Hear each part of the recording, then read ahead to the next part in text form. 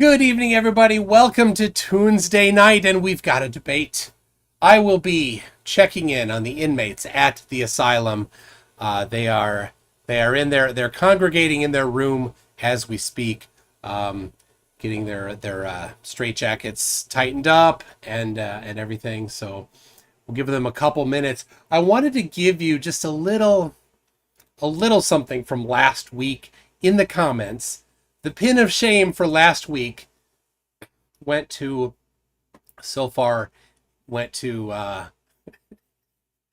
Raymond or Ramen, I don't know, Ramon Ortiz, who says, "What is this? This is not a debate. It's Toon debating fake flat earthers. I would annihilate you, Toon." That was 5 days ago. And then I may come on yet. Would he do it? Yeah. And then he says, this is great right here. He says, my emails have gone. My emails have went unanswered. Now keep pretending. Now, that's a strange thing. He says that the emails that I sent him went unanswered. And I'm like, well, I see no emails from you. And I say, let's do it Tuesday. Then it's now, right now. He's not here. So, let's see. Hold on. Somewhere in here, there it is. Really? Do you have my email blocked in some manner, like Red's Rhetoric, who blocked me from all communication? Now, I don't know what Red's Rhetoric may or may not have done, but how could I block your email if I don't know your email address? It's kind of a requirement. Anyway, what did I do? I searched. I went not to my inbox. I went to the email system that receives the emails and searched back through all the history, looked at all of the emails, looking for anything from Ramen. Nothing. So, Ramen claims that he sent me emails and that they've been unanswered, and then Ramen claims that I must have blocked him. But I checked. I've never received an email from him that I can find. So everybody, wherever you are, whenever you're listening to this, say it out loud with me. Gotta light a flurf. There you go. All right. Well, now I'm going to head into the Discord server. Before this, I did post a link to a call-in show that I will be doing after this. So I'll do this for 2 or 3 hours and then a call-in show. So if you haven't called in and you want to call in, this is your chance. I do have 2 things.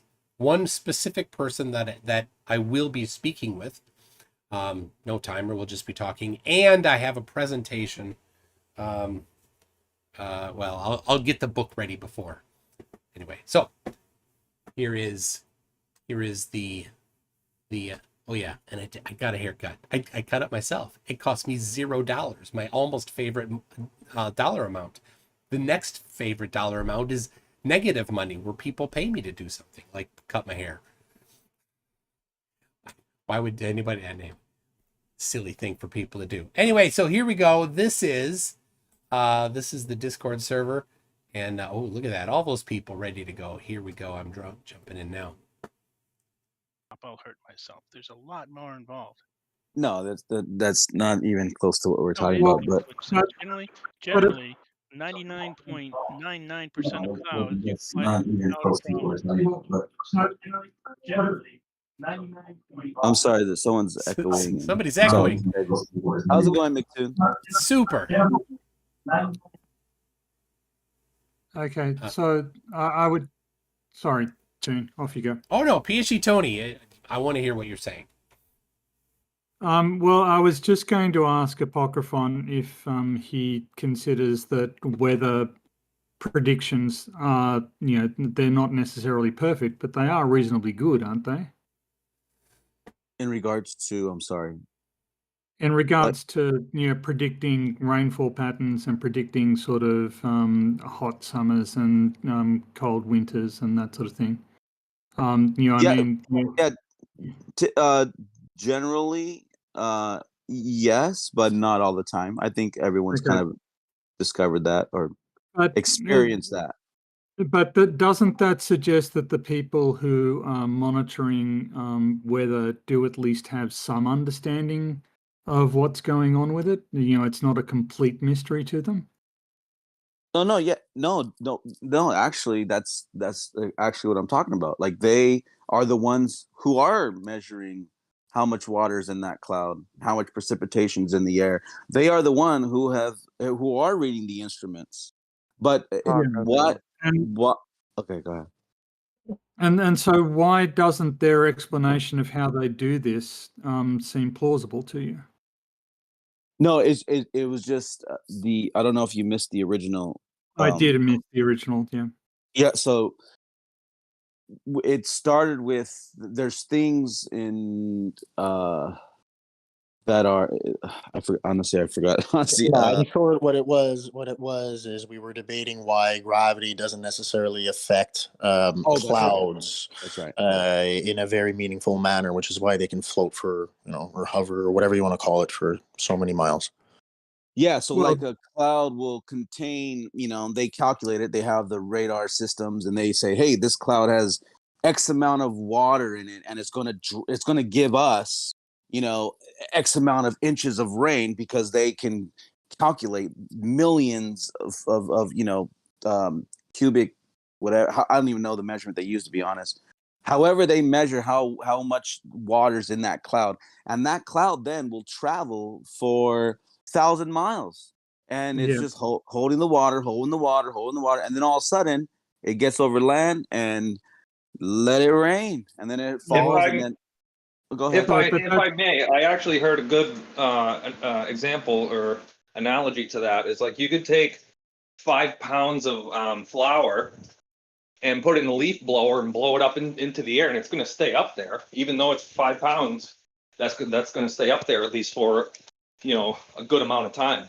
Well, but there's more going on than just gravity, right? So there's also temperature and pressure effects. As the so you've got as water vapor turns, you suppose you've got water vapor and it turns into droplets. What that does is it releases heat. It releases latent heat. So it heats the air up more. It heats the air around it more, which increases its capacity to hold water. So it's sort of there's very sophisticated thermodynamic regimes within clouds, and it's not as simple as you're suggesting, that it's that the only thing that you need to consider is gravity. It's updrafts. Actually, the density of the air packets, the thermodynamic regimes, the release of latent heat. It's actually a lot more complicated than you sort of trying to represent. No, Tony, that is what I'm saying. Actually, I'm saying that I will even go out there, and say it, to everybody now. My whole point of me saying this is I don't think that it's this ball spinning, everything being pulled to the ground by quote unquote gravity force. I'm saying I think all that other stuff has to do with everything but gravity. It has nothing to do with gravity. But see, I know the argument will follow, but I'm saying the way water's traveling in a cloud for thousands of miles, and there's a weight to it, but it's not being affected by gravity, and somehow it magically is doing. I think, well, no, Of course it's take gravity out affected by altogether. It has gravity. nothing to do with it. It's just more this temperature, that's allowing this weight to even hold itself up in the sky without being coming. It's a whole discussion. Go ahead. Can I ask you a question? So if you pick up a pen, is it your understanding that gravity no longer applies to that pen? No, I think it's the density, right? So you do understand that gravity will still apply to an object even though other forces and other effects are applying to the same object that are larger than the influence of gravity. No, I'm saying gravity, as we have been told it to be, has nothing to do with what's going on when you pick up a pen and let go of it and stuff like that. I think it's totally different. But so perhaps we haven't had this discussion, but you can use observations of gravitational acceleration to detect where mass is, where you can't see it. For instance, mass underground, or to map the ocean floor from the ocean surface. You can use gravity to do that. You can use gravity observations in submarines to work out whether or not you're heading towards a mountain or stuff like that. So gravity can be measured, has been measured, and is used practically. So we've been using gravity for more than 100 years to locate mineral deposits. Well, I know that for a career you do that, and you have machines, and you say that this is what it's measuring. And I know that that's what you do, Tony. And I'm just, still gonna say, like, just saying, the machines that you're using, I think they're doing what they're made to do, but I think labeling it as it's detecting gravity as opposed to it's just detecting different elements or different, because everything on the ground is going to have or produce a certain marking, if you will, like that, like when they use sonar, right? Like they can even find out packs of birds that way, but it's not necessarily gravity, but you can label it that. Believe me, it's billions of dollars of an industry. I'm pretty sure they're not just going to let that wipe away, because it also allows you to charge a lot. If you have an instrument that can measure a piece of dirt X amount of miles away, and you're like, oh, we're using gravity, don't worry, we know how this works. But it okay, works. well that's fine. But it again, works. How does it work? Yeah. If it doesn't work with gravity, how does it work? No, yes, you're right, McTin. It is working, but it's because it's this equipment that they're using. That's what it's made to do. It's just sending a signal. It's made to measure acceleration. It doesn't send a signal. Can you be more specific than just it does what it's supposed to do? Like, how does it work? Completely different scientific premise. To sum it up. Accelerometer. They're just high-end accelerometers. The ones that are on the ground, of course. Tony uses the ones that are in orbit as well. But people have mapped the magnitude of gravity using gravimeters or gravimeters, whatever you want to call it, for centuries. For not centuries. Mathematics, basically. No, it's not. So thanks, Pat. it's just basically like a copy and paste of our model. Mr. Water Mountains himself. So you just How if you you doing, if McToon? I'm super. If you prefer Apocryphon, just call it an accelerometer, because that's what it's measuring acceleration, and it does it not by sending out a signal. The absolute ones pick up a weight and drop it, right, and then time how long it takes for that to fall, and using kinematics equations then is able to measure the magnitude of gravity, or the downward acceleration. So whether it's gravity or something else is the question, of course, and that is the topic of my $10,000 challenge that I have received. I've received all of your challenge. Yeah, I've received for the mountain trip. one email so far from somebody that I don't think is a flat earther, and he basically he proposed the infinite plane model, which doesn't actually predict the variations, and he didn't have any numbers to it, so it's not a real solution or attempt. But anyway, so have I mean, any of that you know of given it a shot? It costs nothing to try. Apocryphon. Oh, I don't know anybody that is trying to or going to participate. That'd be cool if someone does. I champion them on. We got Sin Cleanser says Brian already did it. Brian already did what? The gravity challenge? Oh my gosh. Oh, He that'd be did no. interesting. He What do did you mean? not. What do you He mean? did Sin? not. He did I forget his try. name. What's his name? Brian Leakey? Is that it? Yeah, he tried the celestial navigation one, but of course he used the globe, which the whole point of the celestial navigation challenge is to not use the globe. And Brian, go ask him. Brian does not say that he won the challenge, and he does not think I owe him money. So anybody else saying that Brian won is disagreeing with Brian himself. Well, people get in their own way sometimes, but I thought he won. I mean, I think we need to do right by him and pay him that 10K. When you say we, I Yeah, assume you're kinda speaking agree, of We yourself. as in man. Christians, I Different mean, premise. MC Tune. Oh, but Us you're fellow not. Christians need to do that. But you're not. You're just a Poe. We all know that. Uh, All right. Nah. Sin is he's a good guy. He's one of us, man. Come on. I have to say I've talked with Sin a few times, and I don't get sort of Poish impressions from him. And you can have good conversations with Sin. I know everybody in your chat, MC Toon, really doesn't like him, but I have to say that when I've talked to him, I've had some conversations. I've actually had fun. Yeah. I've actually had fun talking with Sin Cleanser. Tony, if you look at all the anytime I go on these things, whatever, if you look at all the comment sections, there's Oh. where all my big fans Poe, are. Poe, You can Poe. see them all. Everybody says Poe. Well, I think at this point, Poe is a way to try to discredit somebody because it's like trying to like pacify them. I think, and it's almost like they gang up on you and like, It's oh, when Poe. they've encountered somebody wickedly intelligent and they have to back out with some sort of decency. They like to come up with that. You see what I'm saying? This is exactly the- why people say he's a Poe. Yeah, exactly. That's why.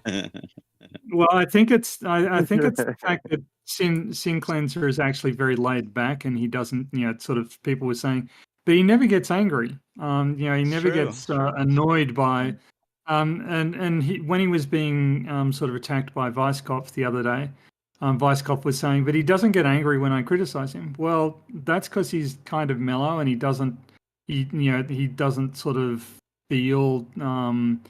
feel attacked by people. He just sort of keeps the arm's length and just goes, whatever. I'm a smooth operator, Tony. I'm a smooth operator. Yeah, well, that might be true too. But anyway, sorry, I'm impeding the conversation from getting. No, to no, anything. please go on. I was enjoying this. You guys. So Clearly. Sin That's Cleanser. how you pick out most Poes is the how angry they get on when you're challenging their world belief, and if they actually believe it, they usually get pretty upset about it. So Evening to you, Mike. we I got a couple things here. So I got a haircut. If you haven't seen, you can pop over to my YouTube channel. You can see the haircut. And then Many Karen says the haircut was worth every dollar you put into it. I did it myself, so it was free. Dave Kircher said, thank Titty Cockett's Temple of Toon. It's Tuesday. And Slithery says he's been having fun in the chat. So, all right, let's since we're talking about gravity, does anybody have any proposal that would cause Can you measure the volume of gravity, McToon? Oh my gosh! All right, thanks. that question. Oh God, Damok. So the random word generator is Damok. He's in the he's in my YouTube chat. People, don't time him out. The random word generation is fun. I'm talking to you, Many Karen. Don't time him out. It's good stuff. Anyway, the thing is, there's a specific magnitude to the downward acceleration, and as Tony knows very well, it varies all over the Earth, and he uses that in his work. And the magnitude's been measured, and so I have this challenge, and the challenge does not use orbiting satellites, so flat earthers can't just do the runaway hand wave thing. It actually is using these absolute gravimeters and relative gravimeters that are calibrated to the absolute ones. Anyway, to predict the variation, I actually did a video where I go over 3 different points, and I actually use kind of a simple version to predict the downward acceleration using just kind of 2 things: the law of gravitational attraction and centrifugal force. Just those 2. And few people in the comments, I love it because they know what they're talking about. They're like, "Hey, you can do better than this." I'm like, "I know," but my challenge uses this. I could do better. This is the thing. Listen to this, people. I could do significantly better in predicting the magnitude of the downward acceleration, but I intentionally left it off to give you an opportunity to exploit that little bit that I left open to you. But still, I don't think anybody's going to do it. Centrifugal force should be creating bendy psi. Yes, definitely bendy psi. Whatever that is. So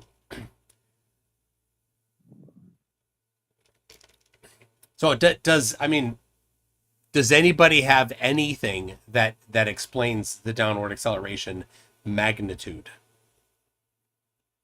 Is it really that far off base for a flat earther to suggest that, things fall and the earth is flat? But, yeah, this isn't kindergarten, so yeah, we can do better than that as humans. I mean, we believe in gravity so much, we gotta start thinking outside the box. There's got to be another way. All right, any real flat earthers? Well, I would suggest that gravity and the shape of the Earth are different topics. That there is a link between them, but I would suggest that they're different topics. It's possible for somebody to be a flat earther and still believe that mass attracts mass. All they need to then believe is that the Earth has absolute structural rigidity at some depth, that it is effectively, absurdly strong. Good old divide and conquer technique. Well, but I have a question, Tony. Have you ever, and I think I've asked this question like probably earlier this year or sometime last year, or maybe even a few years ago, but why does when dealing with gravity, why does it have to be a ball? Why can't there be just this like complete undertone of from across across the infinite plane that we live on? Why can't there be something that's just attracting everything down, even with your mass? Kind of like, think of it this way. Have you ever been to a junkyard and they have these huge, like 4-foot wide magnets, and they're round and flat, right? They're circular and they're flat, and they just pick up metal, and all of it just like bump, it just sticks to all of it, then it moves it, then they turn it off and it drops it. So like, why can't you just flip that upside down and all of the world was built upon something with those same properties? Why can't it be that? Well, in other words, the flat Earth is like a pancake on a griddle, is what you're saying, and the griddle is what's causing the downward acceleration. Whatever you want to call it, but why can't it be something like that? All right, so let me go over this. There are 5 explanations that I have run across by flat earthers for the downward acceleration. 5. Let's hear it. So and in order of ridiculousness, first, the one that I like to call electroplasma wank would be the one fronted by Whitsitt, where it's some version of magnetism or electrostatics that it's kind of this whole nebulous group of things. None of them work. It can't be magnetism because lead is diamagnetic. It would accelerate up. It can't be electrostatics because most things have no net charge. It can't be electromagnetism for the same reason. So that's the most ridiculous. The next most ridiculous is just saying density and buoyancy. Density doesn't have a direction. It's not a force. It doesn't have anything to the units don't line up. You have to do dimensional analysis when you're doing things like this. It doesn't match. And buoyancy is the result of the downward acceleration. So it doesn't help you to say buoyancy because it doesn't answer the question, what causes the downward acceleration? So that's number 4. Number 3 is the one that is you'll find at the Flat Earth Society, as well as now apparently Raichi and Dell say constant upward acceleration. Rachel's gonna be here August 3rd with an interview on Thursday. Yo, so can I say we'll something get real into quick that. on that? Hold on, I'm not done yet. Let me get through them all, and then you can come back. All right, I'm almost done. Yeah, sorry for cutting you off. I was just throwing it out there. She's gonna be here, and we're gonna talk all about that stuff. Yeah, Thursday, August 3rd. I see. I think Rachie has moved up a step. She went from RDD, which is at level 4, to upward acceleration, which is level 3. Level 2 is the infinite plane. And there's actually a case to be made for gravity existing. Actually, number 3, so you know, Tom Bishop and Pete Savarier at the Flat Earth Society, tfes.org, and some of the others, that's their position. And they say that gravity does exist. I don't know how they don't have any explanation for the variations or anything like that, or how it could possibly be accelerating all the time. Number 2 is the infinite plane, and so you've got Tim Osman. I don't think he quite understands this, but it is possible. And Tony hinted at this early. You'd have to have absolute rigidity, because it would be somewhat unstable and it would collapse into a ball. But the claim that then gravity does exist, but there's a certain thickness to the plane. You use Gauss's law for gravitation to find out how thick that would be based on how much its mass is. And then my favorite, the least, I don't know, would be either a roller coaster or some sort of a dish on a pivot that's always going in a circle, and the entire flat Earth is on this roller coaster or dish, going in a circle, a giant circle, and it's centrifugal force. So there you go. There's my what were you saying then? Wait. Where does my junkyard magnet fall? Is it taking 1 now, or am I at 6? That's number 2. That's number 2 actually. Yeah, because if you take your magnet, say gravitation exists, flip it upside down, then you get the infinite plane. Well, how about this, McToon? What about option number 6, which is maybe a variance of a little bit of a few of them together? Like, what if the buoyancy and density, along with the electromagnetic or toroidal field or whatever, maybe it's also part of the pressure created from the hot and the cold, and maybe it's electricity creating these force fields, or this magnet, whatever. What if it's like a collection of all these different things, but all those things were hijacked and then formed into just this one word called gravity, because it's a ball when it's not a ball at all. Or maybe just since everything stinking works, it's gravity, right? I can predict, using gravity and centrifugal force, I can accurately predict to 3 digits or better the magnitude of the downward acceleration. And nobody can even posit anything that gets 1 digit close. But what I'm saying though is, why does that have to be on a ball? Why can't that math work on just like on a flat checkerboard, so to speak? Why can't gravity? That is the challenge. Go get. Continues to make me sit on the fence. Go get the smartest flat earth. I couldn't get that sentence out. Go find the smart. I don't know. I can't. You know what I was trying to say, but I just can't get through it without laughing. Go get that person or that group of people and sit down together and sharpen your pencils and give it a shot. I know you won't, though. Yeah. I mean, I don't. I think Iron Horse is definitely the smartest flat earther. Said nobody ever. Yo, can I make a point on that gravity thing? Because yeah, go ahead. I don't know if you guys have been, clued in, right? But I've noticed that I don't want to name drop any people, because I'm pretty sure they don't really like me that much. But you'll notice that a lot of flat earthers who are content creators these days that's all they bicker about is what they think gravity is. Like all the big name flat earther types, they like to argue what they think gravity is. But I really think that's part of the psyop, if there is one. It's because, like, who cares? You can still be flat, and we develop that later on. It doesn't really change the fact that you see at every distance on the Earth that it's flat and plane. It's planar. So the whole gravity thing, I think, is a big distraction to make flat earthers look foolish. But ultimately, we already know the Earth is flat, so that's kind of a secondary. And just to be thing. Sure, Sin Cleanser, you do look foolish, all of you.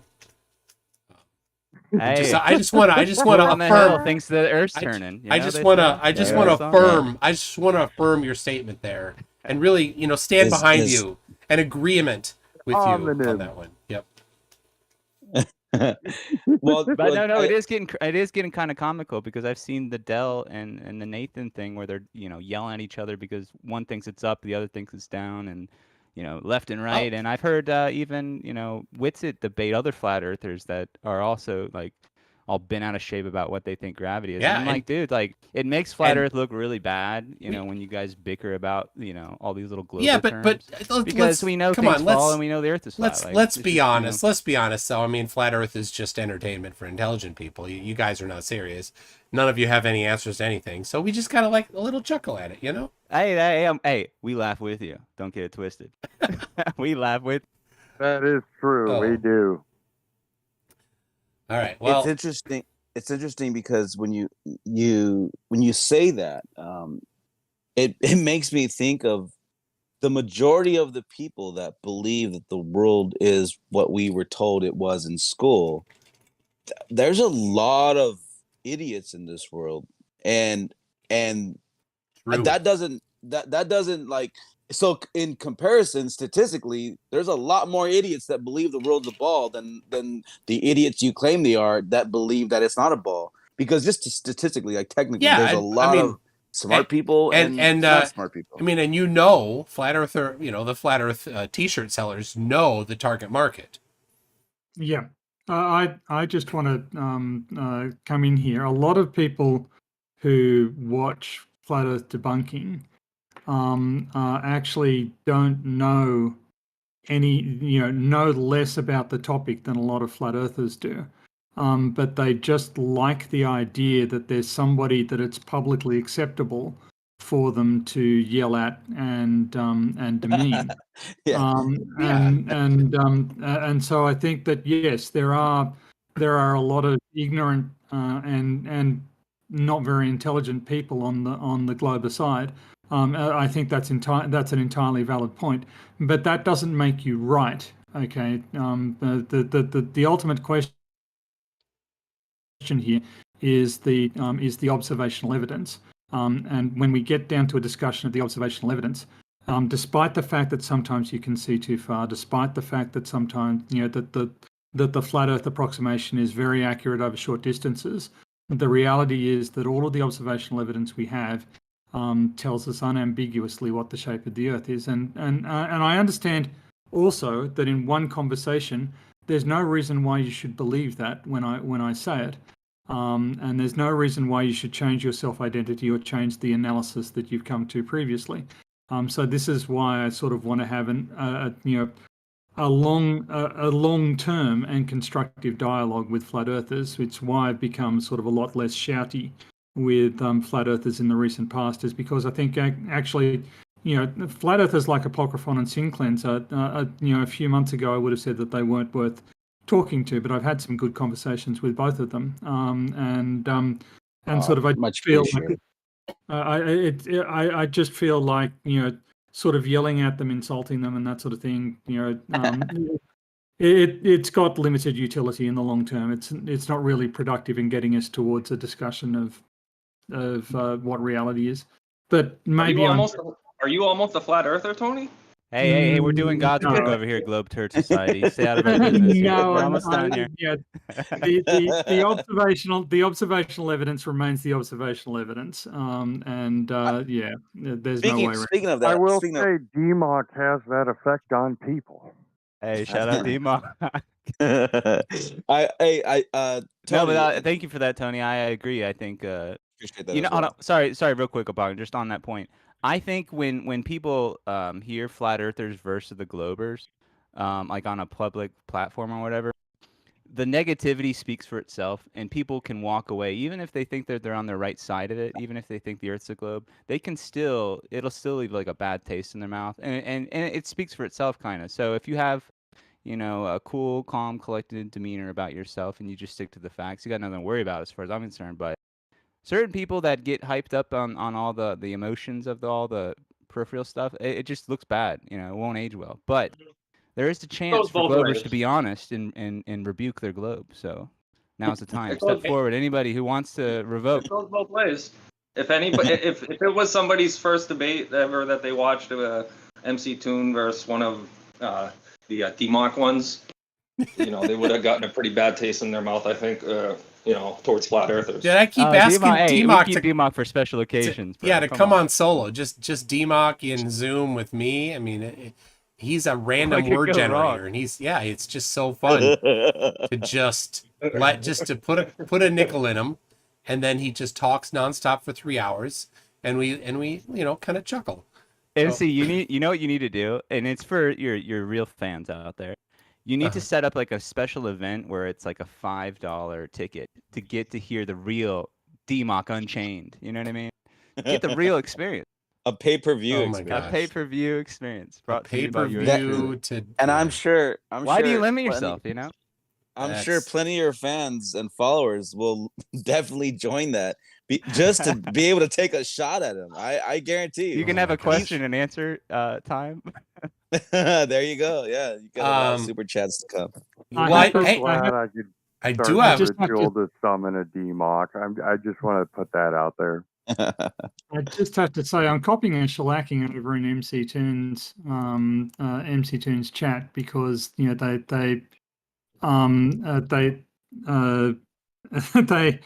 they seem to think that I'm legitimizing flat Earth. That's not what I'm doing. I am unambiguous. The observational evidence contradicts a flat Earth, but I'm not legitimizing flat Earth, but what I am doing is legitimizing flat Earthers. They are people.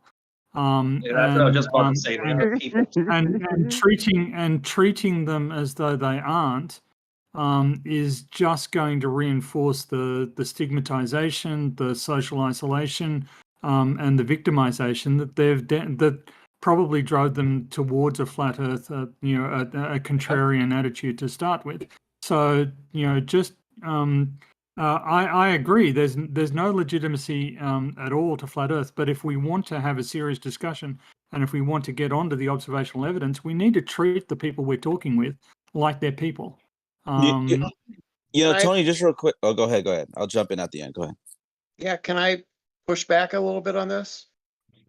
Do what you want. Yeah. This is just fucking crazy. Yes, they're people, but they're horrible people. They treat. Here we go excuse again. me. Excuse me. We've heard all that before. Excuse me. Let Brendan tell your story. Relax. Excuse me. I don't Let think him you tell can the make story. that generalization. Excuse me. Let Brendan finish. Do I get to talk or not? Yeah. Go ahead, Brendan. What the fuck is this? Yeah, you're right. Go ahead. Let them finish. Right. So I get treated like shit because I'm trans. Right? You're horrible people. You are. All right.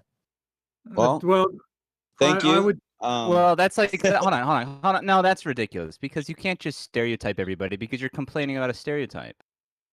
Stereotype anybody. So I want to say all flat earthers are anti-trans. Is that what? No, that's not what I said. Everybody gets treated Well, maybe like pick shit your words in this a little more community. carefully. You, make that me, embarrassing, everybody. It's just the way it goes. I've No, seen to it that. for So the last 10 years. the point is that the flat Earth, by and large, is homophobic, transphobic, and anti-Semitic, right-wing authoritarians. Oh, Brenda, I don't want to change this debate, but I think you are anti-science. So, I can actually use science to demonstrate how anti-science you are. No, you can't. You don't need to come in with the troll. But I don't want to do that here. Now's not the time. If I can comment, there are many aspects in which I agree with what Brenda just said. One of the things that one of the things that you often get when you start discussing flat Earth, and one of the reasons that a lot of flat earthers say that they disagree with science is because science offers validation to transgender people, and they say, well, that's obviously ridiculous, therefore we reject science. That being said, it is astonishingly widespread in the flat Earth community, and it is completely dehumanizing to transgender people. It goes further. It goes further than that, Tony. What is the flat earther term for YouTube? Do you know what it is? No. See, why do you call it a flat earther term? It's See, YouTube. dude, you should be muted right now. You should be muted for even saying this kind of stuff. They call it YouTube. You should get muted for that. Well, you know what? It's very interesting. I've never once called it that. I've never wanted to, felt the urge to, and it's interesting of your claims, which kind of actually prove them wrong as we speak, because technically, if you want to say that we're all this and that, and I think you just need to maybe reconstruct that. Maybe say some of them are horrible. It's like saying all cops are bad. Yeah, obviously there's some bad ones. There's a lot of good ones, more good than bad. Yeah. But I'm saying that you are even allowed to speak in this server, which I've created, because I even allow you to have that platform to even say those words. So it kind of like contradicts though what you're saying, but I just want to throw it out there. So maybe Pontchartrain, I'll leave it at that. I just want to say something here. Somebody is consistently server muting Brenda, and I would ask them to desist from doing that. And I will say, I will also come. So I would suggest that Brenda's general trend. There are a lot there, and anti-Semitism certainly rampant. Yeah. We were talking about Iron Horse previously. We can talk about Eric DeBay. There is an element of that, but I think that we also need to step back from just brushing all flat earthers with the same brush.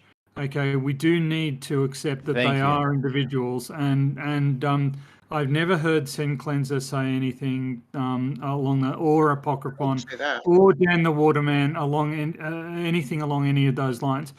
Had they done so, I would think a lot less of them. There's a time and a place for that, and I think if we're going to debate flat Earth, if you want to talk about the politics of all that stuff, Brenda, there's platforms for that. But I would suggest that Brenda's complaint is extremely valid, right? Let me put it this way: I'm sick and tired of being singled out for special treatment by flat earthers. Treatment that is not given to others. I'm not sure where you're experiencing that. Yeah, but you've managed to make this about you when it was about the shape of the Earth. Okay, I'm actually. We're having a meta conversation about the people that are flat earthers. You sound like a Glover right now, but it's just pure reason. Thank you. I'm just saying.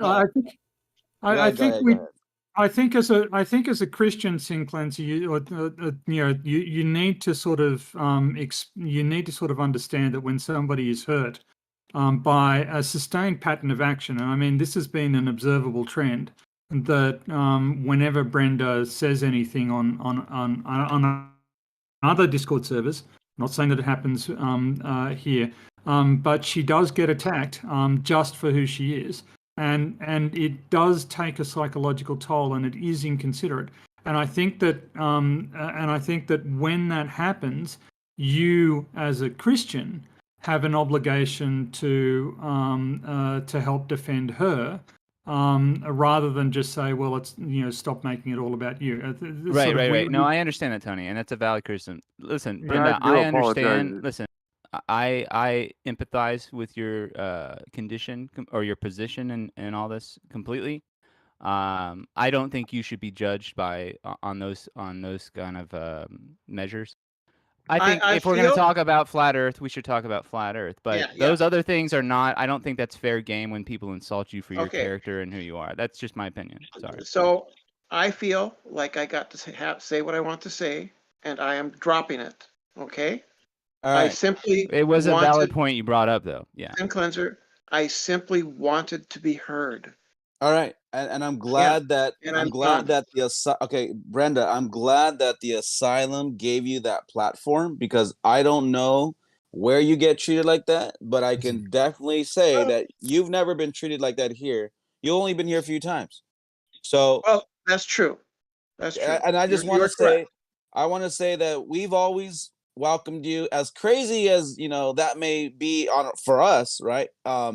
Because I we said it know was how something. hardcore of a anti-flat earther you are, but it allows for the conversation, I guess.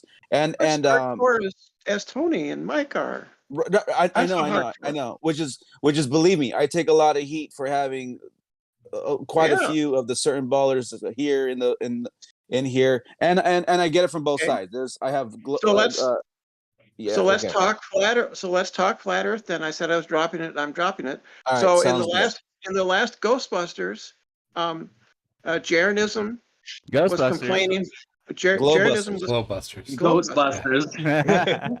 Did I I said know what I you said meant. Goldbusters, didn't I? No, No, you said Ghostbusters. you You said said Ghostbusters. Ghostbusters, and then you said Jaren, Hey, and Brenda, then at this point, it's I knew what whatever you meant. want. But it's fine.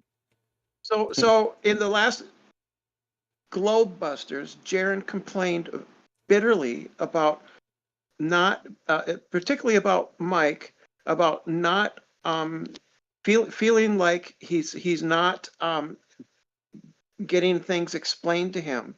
He said he wants to understand. He wants things explained. That Jaren wasn't So getting things explained to him, or Huh? I wasn't? I'm sorry, what? That Jaren wasn't getting things explained to him, or that I wasn't getting things explained to me? He says that Jaren says that you need to take down that page about squeezing photographs Yeah. because he thinks he has a defeater, and he's complaining. He's saying we need to maybe give Globers a chance, but then we should stop talking to them because we know for a fact that the Earth is flat, that kind of thing. Oh. So what? And this was in the second hour on Rockfin. It was not on YouTube.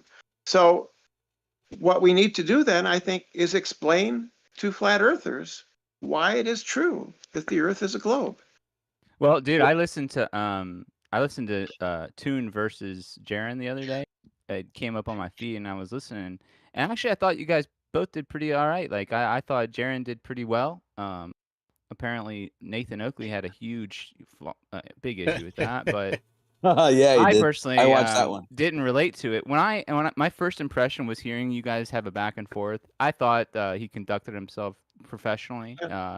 He had a good understanding of why he was saying what he was saying, and no, he did not. He did not. Jaren doesn't understand. Well, if you don't relate to him, then of course you're not going to be Cleanser? able to relate, right?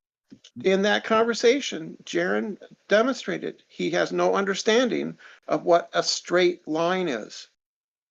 Well, I'm not here to answer for him. I just thought I thought they did a good job, both you guys. He literally doesn't know what a straight line is. Yeah. So can I? Hey, Sin, just real quick. Sin, just real quick. Sorry, let me just say this real quick. Sin, we can maybe ask him that. We're gonna talk to him when we interview him on August 10th. We're gonna maybe have to bring this up. What do you think? Just jot that down. Maybe we could bring it up. We'll even bring up the conversation with Brenda, and we'll see where that goes. Someone was gonna jump in, but I did want to give that microphone because he's the MC of his own show. McToon has been so he is the tune. All right, so Michael the Tune. Go ahead. 2 days from today, I will be having another chat with Jaren. We are Part talking, 2, right? Yeah, we're part talking two. about. God, I'm we're sorry. talking about the topics and the format just a little bit ago. So All right, I'm going to tune into that. I think I'm we going to be will. showing up McTune, and I'm going to be super chatting. Unintended. I'm going to tune into that. Perfect. So we will be. We said last time that we would return to the whether or not a diagonal line when horizontally compressed appears curved or not. So I will prepare. I have some plans, some actual photographs I'm going to take with the P1000 that I'm borrowing from Joe Hill, and hopefully have that presented. And then I asked him last time. We haven't confirmed this, so I don't want to speak out of turn here.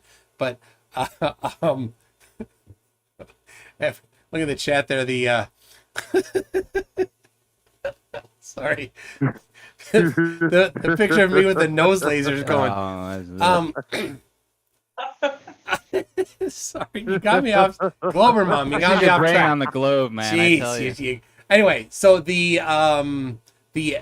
parallax height measurement of the ISS. It's a little bit of trigonometry, but Jaron is better at trig than a lot of flat earthers that I've talked to. So I'm hoping that we can discuss on that. I'm looking at that picture at you, and I'm just it's funny, man. So that's a funny that picture. so this snake oil company contacted me wanting me to interview their snake oil, their main guy. So I'm like, oh, you don't know who I am. Yes, they sent me a demo unit, like their Cadillac demo unit. They definitely did not do their research. And during the talk there,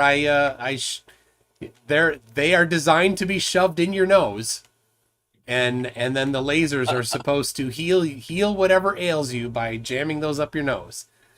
Yes. Actually, if you want to make that serious, like, I think most flat earthers, if they were to see something like this, they would say this is when science is out of control.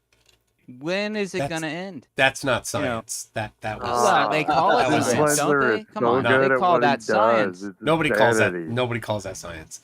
I guarantee you that was probably a medical-owned industry where they only do chemistry and all that sort of weird biological inversions. It's total nonsense. It's absolute wacky out there. Well, I don't know what the hell that is, Tim. Just get that off your face, bro. You don't want that over there. Yeah. So did it work? I have actually I did commit to test it. What they claim that you put your fingernails in the little thing and then it can do things to you because your fingernails are in it because of quantum entanglement, which is a complete fabrication. Because when I talked to the guy, I'm like, that's not quantum entanglement. He's like, I know. Then why are you claiming it's quantum entanglement? As if your fingernails are quantum entangled with your body. That's the claim. And when I pressed him on it, don't know. Anyway, that was an awkward conversation. Yeah, that is super weird, dude. I love it. I have anyway a favorite picture of you that I've posted before. I'll post a little bit, but go ahead. All right. Well, anyway, somebody mentioned earlier because we kind of gotten off track here. Let me do a couple things. Let me Too much fraternizing. Yeah, hold on. Let me do. I got a couple super chats that are on point here. I got the new Mike Token did a super chat, but no message. So thank you for that. Oh, nice, Apocryphon. It's a Rubik's said Flurf's gonna derp. Many Karen, this is on point here, said as a gay and Jewish person, I 100% agree with Brenda. Flurfs as a people are horrible. So it's a generalization. It's a broad stroke. But week after week, I have people on, and it's too common. I got to tell you guys, it's too common. I think we should listen to the victims. Okay, whatever that means. Kango. Now we got the other end. We got Kango 44 says PhD Tony is very incorrect. Please don't interact with Flat Earth like they are normal, rational people. They are not. They are at the fringe mentally ill. So there's somebody else's other opinion. You know, it's interesting. Hold on, let me give one more. Okay, go ahead. And then Flat Earth Denier says, I've personally witnessed Brenda being treated horribly by Flat Earthers. I mean, as soon as she showed up once, they used hateful speech and just muted her. And I can say I've seen the same thing. I do want to say, if we could take a survey at a mental hospital, a real one, I guarantee you, majority of them believe that the Earth is a ball. And those are actual mental case people. I'm just going to leave it at that. Most insane people think the Earth is a globe. That is absolutely fact reality. They're Not They're sure what that's clinically- supposed to prove. Yeah, I don't think actually, that It's doesn't supposed do to much give you for know you. that- it's supposed to give you scientific statistical analysis Yeah, that gives you the they- probability of somebody It- likely to be it- crazy. you Are they know- a glober or are No, they no, no. better? Here's if You you're know gonna that- do it right. If you're gonna do it, you do it right. You run 2 polls. There You you get go. right one poll of not flat earthers and then see how many of them are certifiable, and then you run a poll of flat earthers and see how many of them are certifiable. But you'd have to have a psychiatrist talk to every one of them. That's going to be a pretty difficult There's also poll. that's the other thing. In sort of, if you're just doing this in the general public, there are flat earthers I've spoken to who should be in serious mental health programs. Not the DMOC, people for here, example, absolutely, no question. DMOC. Okay, let's not name names. no, Let's not, I just named a so- name. Give him Mars flowers. exposing tricks or something like that. Yeah, Ryan Casey. Yeah, he's he has quite serious issues now. But I feel like you can't just extrapolate between populations like that. That's not actually you valid. can't. But so Precisely. and I will also say that I also have seen Brenda treated abominably, and I can well understand. And I've also spoken to Iron Horse about his attitudes and Who is and he's- Iron Horse? You guys keep mentioning. I've never Yeah, heard I- of that's it. twice Ross. I've heard it. Brenda, you I've had never to- met No, they're all Ross Nazis. I Thatcher. really am. He's literally a Nazi. He looks like a Well, wizard. I mean, I don't know the guy. Yeah, you guys have mentioned him a couple I- times. I, I feel like do I wanna- know him at this point. I do want to also again to McToon, to your crowd, to your listeners, followers, let them know if they want to join the asylum. Clearly, that's not who we are. Let them follow the link. We have people on standby waiting for them to come in. We want to hear their stories and their arguments as well. We love to set them up at night, and watch them, do their best to prove your guys' belief. It's pretty cool. All right, I linked there in the chat FEAJ or Flat Earth Aussie Jesus, also Iron Horse. Some of the oh, behavior. it's the same guy. Yeah, some of his behavior and some of his screenshots of Facebook posts. He really is on the wrong side of World War II. There you go. All right, Well, now you know who also was on the wrong side of World War II? Warner von Braun and NASA. Oh, my God, they were on the wrong side. Oh, Ooh, nice. yeah, good you one. slammed dunk That's for a us good there. one. Hey, oldie but a goodie. Hey. Wow. Okay, I have a question Such- about that actually. Okay. When von Braun and those Nazis came over, did they continue holocausting people and No. trying to kill Jews and stuff? No. Did they keep doing that, or did they? No, they were like, just well- do plunder of science? war. Plunder Or of did they- war. That's all that or- was. Yeah. Or did they do science and things that helped advance Yeah, our there's civilization? there's something that Sin Cleanser, claiming to be a Christian, should understand, and that's forgiveness. But maybe he I doesn't. understand forgiveness. quite Oh, well. all right, dude. Yeah, I just want to say, And I Sin forgive Cleanser, you me and too, you've talked NCT. about this. Now, come on now. there is a I've talked to you about this, Sin Cleanser. I thought we got Oh, the man, intro. good There to is see you, a- buddy. there He is a just valid taking a shot. Oh, No, but there's hold an on, hold on, answer. but let me put it out there for everybody who is maybe not offensively ignorant about this. But Warner von Braun was one of these guys who designed missile weapon systems to kill innocent children in the UK. He made an oath. He pledged to the SS, not only the SS. The SS was just the police party of it, but he pledged to the Third Reich. We know this, and we know he wasn't the only one they brought over. They brought over like 1,000 other people, but they got amnesty. They got asylum. Wow, what Well, a magical word. Here we And are. you in know, asylum. one So- of one, Brown. Genius rocket I would scientist. make, You The don't best rocket scientist in the entire world. I would You know- make several points here. War crimes were committed on both sides. If you look at the firebombing of Dresden or the firebombing of Tokyo, these are or the nuclear bombings of Hiroshima and Nagasaki. These are arguably war crimes. Whether or not they were justified in the context is a broader ethical question. And there were indeed some sinister war crimes that involving the use of slave labor related to the operation of Peenemünde. So there are valid criticisms, but to single out Werner von Braun, sort of the Allied High Command, arguably, I'm not going to claim that I I'm think the he was a ultimate decent arbiter. man, personally. But I think that getting into the weeds here of who did what and what did that. That's No, perhaps Tony. topic Don't for get me, I'm not historical trying to stuff. point fingers. Like Yeah. I am a Christian in the sense that I'm not here to judge anybody on this stuff, because on his gravestone it says the heavens declare the handiwork of God, and the firmament shows that just precisely. And I think that you can't be ignorant and say something like that, or at least put that on your gravestone. So He was don't dead. get it twisted. He I don't was want dead. to give Hold the on. impression that Sin I don't cleanser. respect this man. He I was do have. dead. I think God has He a plan did with not. him. He did not put it on his tombstone. He was dead. Somebody else put it on It his might have been in his tombstone. will. It might have been in his will. I don't know. Show It's it. just there. I mean, I'm not Show making it. it up. I have a question. He was a genius Use your own eyes to read the will. Wrong place, I wrong have a time. question. Did von Braun want to kill Jews and stuff also? Maybe he was related to people and affiliated with people who were into that kind of weird, sick and twisted dimension. Did he want to do it himself though?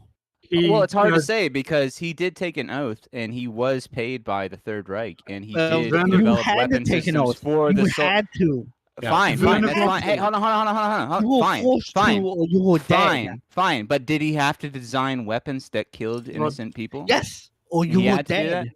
Well, what if he designed some really shitty things? Maybe that might have worked out for the innocent let's ones bring that, this. you know, Hold didn't on. have Let's to bring this to something more relevant. Just a war. second. Let's bring this to something more relevant. Eric Dubay specifically says that he likes Hitler and didn't do bad stuff. Do you support that? Because he's your guy, definitely.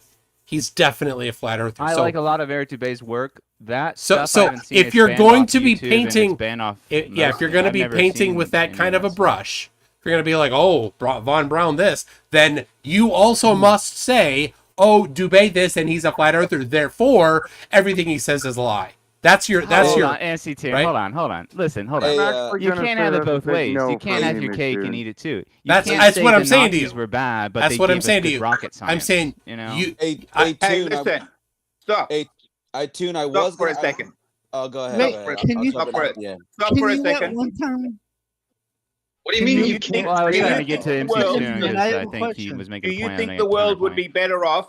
Do you think the world would be better off had the Russians got their hands on him? I like Russians. I have a question. Can you at one time do bad things and at another time do good things? Ooh, that's a good question. Well, yeah, Especially obviously. afterwards. There you go. Definitely. Especially doing the good things afterwards.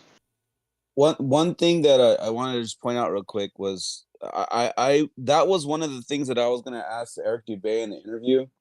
I was gonna talk to him about the whole, like Hitler thing, because I know that was controversy. Unfortunately, he did reply and he said, I'm kind of busy with my own podcast right now, so I said, okay, maybe down the road when you're not so Yeah, busy. he's that is always something I want to ask. he's always a little too busy, isn't he? I keep asking him to debate. People comment on Facebook and on my YouTube channel and everything. If you're so good, how come you don't debate Dubay? Like, hold on a second. I've had an open challenge to him for years. No answer. Yeah. Yeah, no, hold on. MC Tune is right on that, because I know people from 24/7 Flat Earth Discord, the old school one, that they were like, they would explicitly say that, dude, we've emailed to Eric Dubay many times, and we've given him every sort of padded, everything he would ever request. He's not going to get attacked. He's not going to ask weird questions. Too far There's no up in his jeopardization of ivory any castle. of his identity whatsoever. And he still He's won't a do it. flat Earth So group, he doesn't on want to come to. Facebook. I That's think he about it. likes. Here's my take. I think he likes where he's at, and he sits comfortably, and he doesn't want to threaten that in any sense. In other words, Eric Dubay is a coward. No.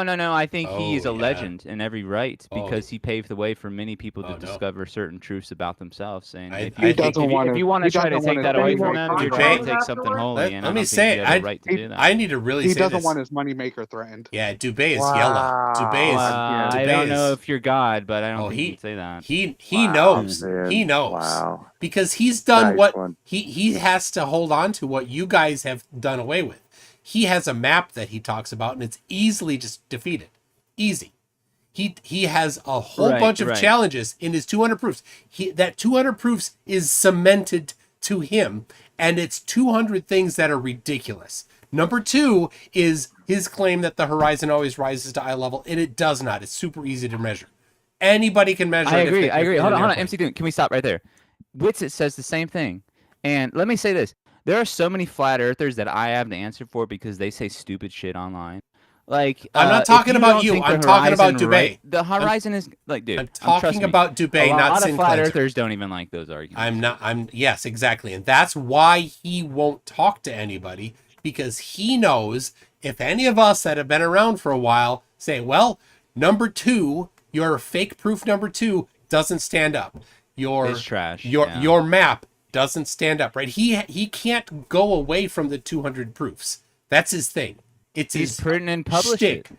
Yeah, and so he can't run away from it like the rest of you have, because you have to, because you know they're crap. Okay, relax. You're getting hold on. Hold on. Wow, that was cool.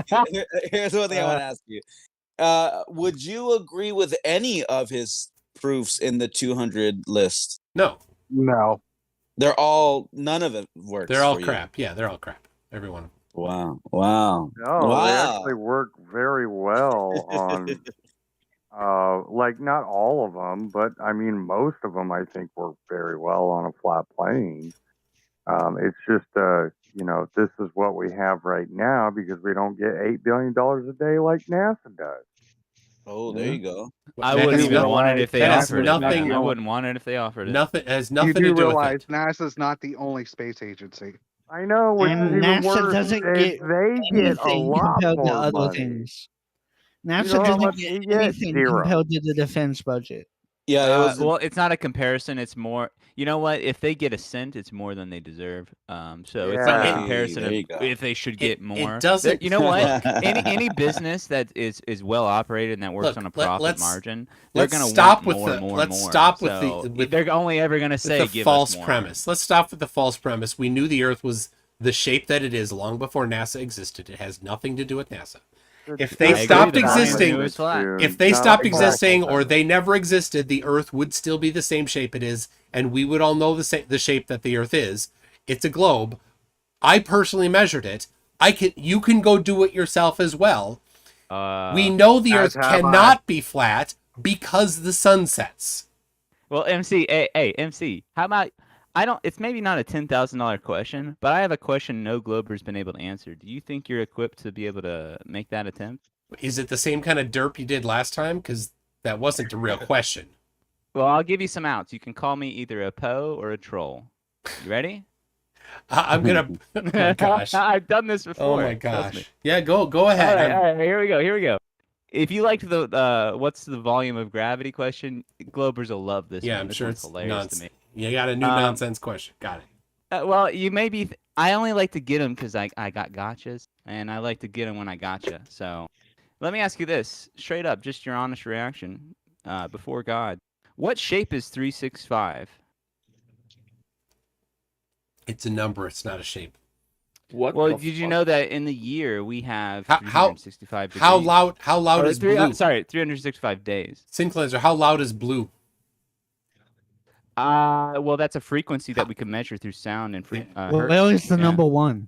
Well, hold on. No, listen. You guys are the ones that don't want to give the answers. I'm ready to give you the answer. Hold on. How fast is marshmallow? Depends on its velocity. Yeah, I said, well, how fast is it? We can know this stuff. We love science guys. We're science guys here. We're science. Wait. Don't say. Don't say we. Don't say we as if you're part of the never use science, but don't make me do it. Group of people that uses science. Marshmallows are fast the second time through. Hey, I believe it, but we'd have to test it. I think. Well, I think I still don't know what the shape of 365 is. What shape could that be? It's a number. Now, hold up, Cleanser. I want to take a swing at this question here. Don't legitimize him. What are you saying? Because there's 365 days in a year, and because there's 360 degrees in a circle, that they don't mash up. That's what you're getting at, right? Well, you seem to be able to connect it, Cole. Nobody says that the Earth has to go 1 degree around that circle per day. The Earth don't travel exactly 1 degree around that circle per day. It moves differently than that. And it also don't rotate at a full 360-degree circle per day. It rotates very slightly more than that per day. But Cole, check out the nuance of my question. Proper days. The nuance of my question is asking you what shape is 365. That did answer your question. No. The question was what shape is 365? It isn't a shape. A shape. I agree. It's not a shape. So in reality, we don't have 360 days. We don't have 360 days in a year. It has nothing to do with with And you know why? Because it's not 12. There's not 12 months in a year. I'm telling you, it's bigger than this. Day. You guys will be mind blown if you heard the truth. Clearly. Let me say, and then I'll hush. The answer is that there is no shape to 365. 365 has no shape.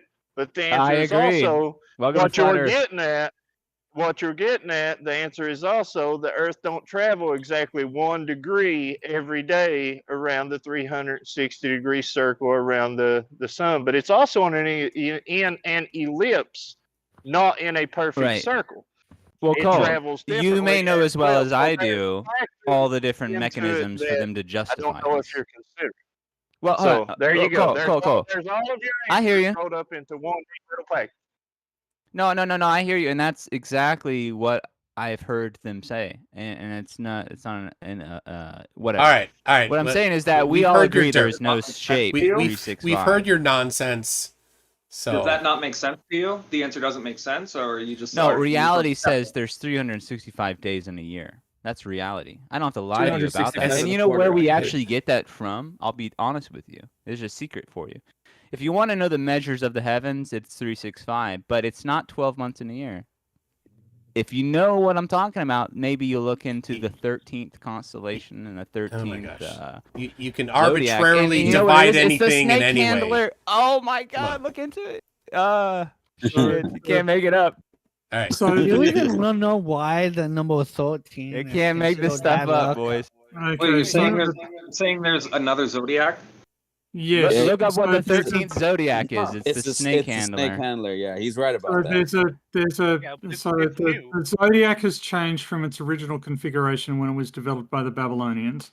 And now the constellation Ophiuchus, which I think is the snake handler, is yes, sir, it is. Yes, sir. And Scorpio is barely in the Zodiac at all. Tony, you're a hold on, Tony. Can we have a conversation about? I don't know if MC Toon wants. MC Toon absolutely can interrupt because it's his event. Yeah, I mean, I made a point a little bit ago, and y'all ran from it. No, come on. You don't know about the 13th constellation. I don't care about it. Doesn't that mean the stars? It has not. You know why you guys have a leap? Hold on. Okay, because you're not convinced that it's a real flat Earth argument. Let me demonstrate it to you. Maybe I'll adequately demonstrate it to you before you and everybody else. No.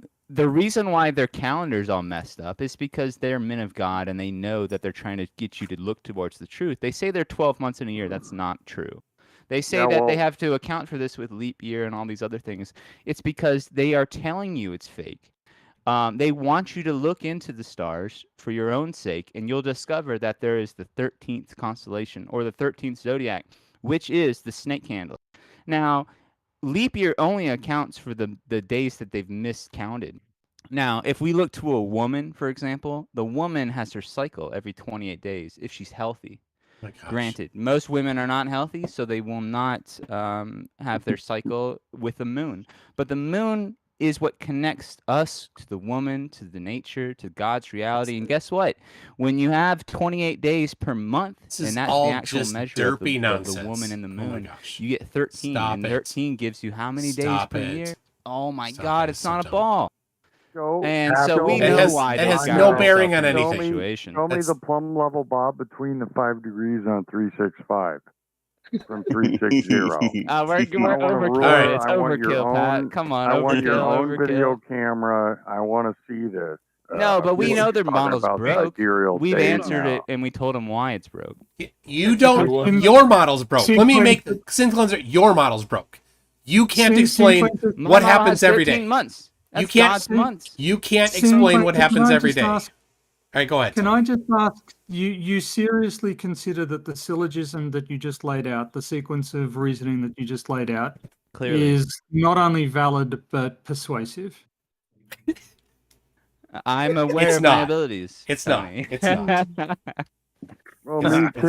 Okay. Even if you guys don't believe it. Well, here's the thing. You can't. Okay, listen. There are actually 28 days in a month, and we measure that by the woman. The No, we woman don't. measures It's herself just- against it's- the moon. it has- It's it's a just perfect arbitrary. alignment. And there are actually It's 13, and we just can account. There's no arbitrary. It has nothing to do with anything. It's just there's not 12 months in a year. It's simple. Major thing sometimes. There's 28 times 13 is 364, not 365. Oh, you're getting closer. Oh, so you're Close losing to no even cigar, more bro. time What are in a you day missing? You don't now. even know what you don't know. That's why it's so funny It's to me. a because day and I a know what you quarter don't off. know. All You right. can't fight the facts, man. You can Also, fight in which- flat Earth, but you can't fight the facts.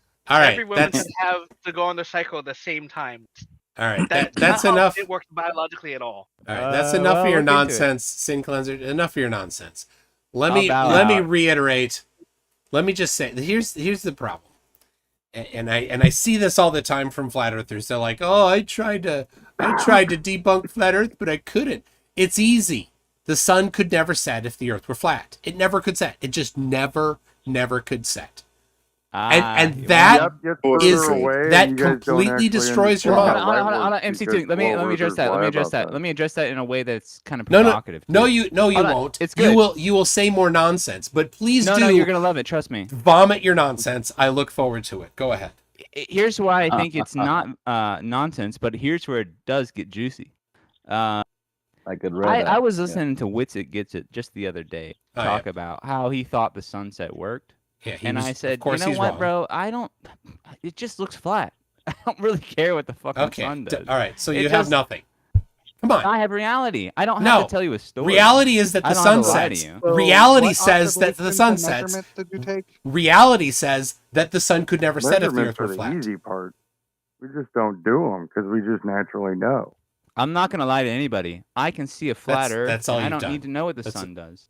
Yes, you do. You absolutely have to. So You so 100% you see have to. flat, thus it is flat. Is that what you're saying? Earth God looks flat, says, trust my therefore. senses. I do faithfully and obediently. Therefore, Earth flat. Earth looks flat, therefore, Earth flat. If you're That's gonna all you mock have. me for the senses Yes. God gave me, I'm gonna put my faith in the God-given. You don't. No. You don't trust. You don't trust your You can senses. attack me here. You don't You can't trust even your prove that senses. God exists in the first place. I can prove to you God exists. I'm Okay, glad you good. asked that question. You know why Sure, I Dan, can tell Bobby. you God exists? Oh my Because gosh. everything has been given to you. All right. What Here's does that mean? You didn't do anything. here's the thing. You But I don't want to get into do that not. because now is not the time. You do not trust your senses, and here's why. No. Because here's a curve of the horizon, and you do not trust your senses. You're going to look at that and reject what your senses tell you. I got a picture too. Do you have some bog So, no, jobs I you can are take going out and of somebody's the on you horizon? MC. I got a instant- picture on you the way. Wait for instantly it. deflect I'll it. get you. You can't. No. If you do anything other than respond to this, it is an admission that you do not trust your senses and you are I lying. got you. I'll give This it to you. Give this me a is second. this specific one, not some other one. This I got you. specific picture you need to show.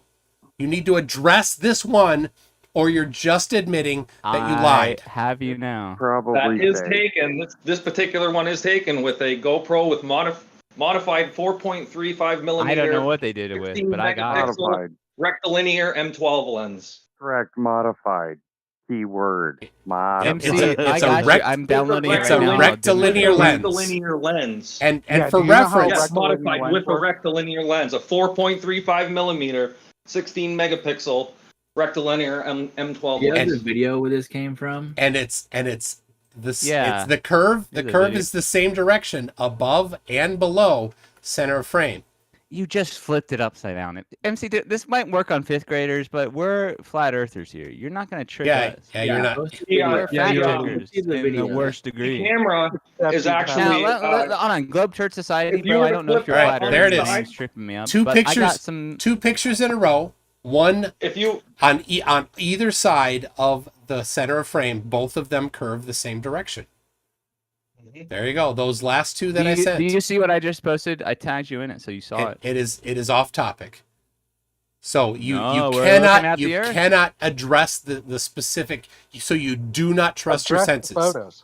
So I sent those photos from Kip Dargertis from his 300,000 foot rocket, and you cannot respond on topic because you know that this destroys flat Earth, and you must not trust your senses in order to keep your precious flat Earth. You know that. That's why you instantly deflected to a different topic. I posted it again, man. I'm gonna have this conversation with No, you you're if not. it You're kills not you. going to have this conversation If it kills because you, I will talk you with you about have what we're just looking at. waved the white flag. That's what you've done. You have Did you see what I completely just posted? admitted that you cannot address photos the that you evidence. posted. I gave evidence. You ran away from the evidence instantly. No, I'll work with it. Instantly. Listen, address dude, I'm not the canceling evidence, your I evidence. posted. No, You're not addressing address the evidence that I posted. Go ahead.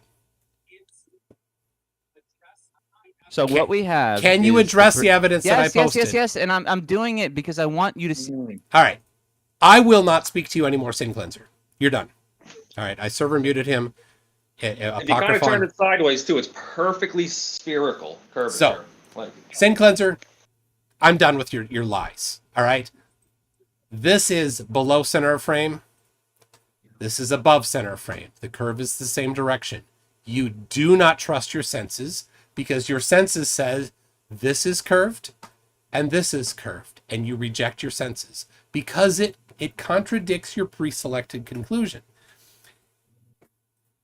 Right? And I'll put in your what you have done. Right? Sin Cleanser. I'll put in what you have done. You've used the anti-scientific method. You pre-selected your conclusion. There you go. You pre-selected your conclusion, and then you only accept supporting evidence, and you reject everything that contradicts your pre-selected conclusion. That's what you've done. You refused instantly to talk on topic because you know it's a defeater for Flat Earth. So there you go. All right. Since Sin Cleanser completely monopolized that, people, other flat earthers, if you want, this is your chance to come in and talk without Sin Cleanser over talking you. Until then, I got a couple things here. PhD Tony says, I think that treating people as enemies or simply as simply insane is unconstructive. I agree. Coffee Breath says, here's tonight's dad joke. What is the only thing flurfs fear? Sphere itself. I apologize. I just got back, so if I missed anything, sorry. Nope. You didn't miss anything important. Okay. Okay, good. Baux 1 says days in a year equals measurable fact minus no conjecture. And PhD Tony, this is exactly on point. The Sin Cleanser's attempt at a syllogism was one of the most spectacular examples of non-linear gibberish I've ever encountered. So there you go. All right. Do you have any flat earthers in the Shark Tank, as I call it? I love your YouTube channel. Yes, I love them all. I have not. They're Yeah. a bunch of globe sharks. I was just wondering if you had a flat earther in there. Or from time to time. Oh, in the live chat? Past. On your live YouTube feed channel. Yeah, your chat channel. I did last week. I had Iggy. Nice. Yeah. Whoosh. Yeah, whoosh. He didn't. Wow. Iggy didn't do too well. He wasn't very good. Yeah, I was watching that. Yeah.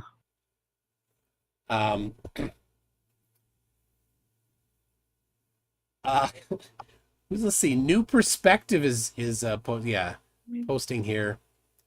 What's this? This proves flat Earth according to Flat Earther. Then again, this is proof of a concave Earth. Yeah, it's the same video. Just a wide angle lens. If you were to actually watch the Kip DeGurtis video, proving that it is a rectilinear lens, the horizon never goes concave once in the entire video. It's either flat or it's convex. No matter where it goes. I mean, he even showed it. No matter where it goes in the frame, it's always convex. What's up with all these cameras able to turn stuff into a globe or concave? Yep, my own eyes always see flat. So, well, at high elevation, people often send up these GoPros that have heavy barrel distortion, and that's what New Perspective posted here. This is not a NASA official photo at 100,000 feet, and but that is apparently an amateur weather balloon. It's not a weather balloon; it's an amateur high altitude balloon at I don't know how far, but that bottom picture there is also with a heavily barrel distorted camera. That's the thing. Barrel distorted camera. See, this is, and who's yeah, lying? like you Hold just on. said. Well, who's lying? Flat earthers are lying, because flat earthers don't ever use 120,000 foot video with a rectilinear lens. Why not? Because every time it shows that the horizon is curved. There's one flat earther that did it. In the rectilinear lens, right? That changes it. I mean, why can't you just take a fucking video camera of the Earth? I mean, it just seems like because if the I took lens, a 1994 camera. the lens matters. lenses get rid of all barrel distortion. What? There shouldn't be any barrel distortion, though. It's lenses just a do that. flat Lenses Earth. add distortion. The only distortion that's in that lens is in the very, very corners. But the middle, up and down, it shows you true, what's there. It doesn't add any sort of it's narrow field. It's not even a wide angle. All right, so here is Dwayne Kellum, a flat earther, sent up a good camera with a Sony FE50 lens that is and there, that checkerboard, that is the analysis of the lens. You can see it does not have barrel distortion. So we know that the lens does not add barrel distortion. And when you take, I have above that is the actual video, and you can watch the video and you can see that it's got a curve left to right, above and below the center frame. So when we see this garbage from New Perspective, right? This lie from New Perspective, who's like, someone's lying. Yes, that bottom part is also from a lens with heavy barrel distortion. The flat earther is lying, right? And in both of them, the flat earther is lying because the top one is not in a NASA official video or photo. The bottom one is not a weather balloon at 120,000 feet. It's not a weather balloon. And it's also one with heavy barrel distortion, and it's below center frame, which removes convexity. And so this video, if it had been taken with a proper lens that does not add distortion, would I like that one. Yeah, it would not show a flat horizon below the center frame, because that's necessary to make it do that. So what's a prime lens? Hold on. Rayleigh Criterion FE is asking, what's a prime lens? A prime lens is a lens that does not zoom. That's what prime means. It's not, it's a fixed focal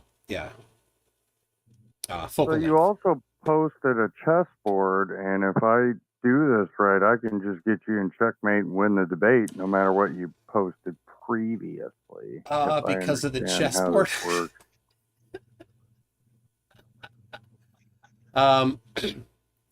Yeah.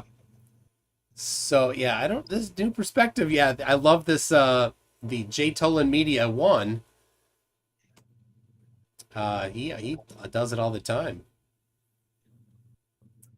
So anyway, that's what a prime lens is. It doesn't zoom. So Tony or Dwayne Kellum's 50 millimeter f1.8 is a 50 millimeter prime lens. It does not zoom. It's actually not showing a dip. It's actually showing like a stretched out horizon on the bottom New Perspective picture. A dip.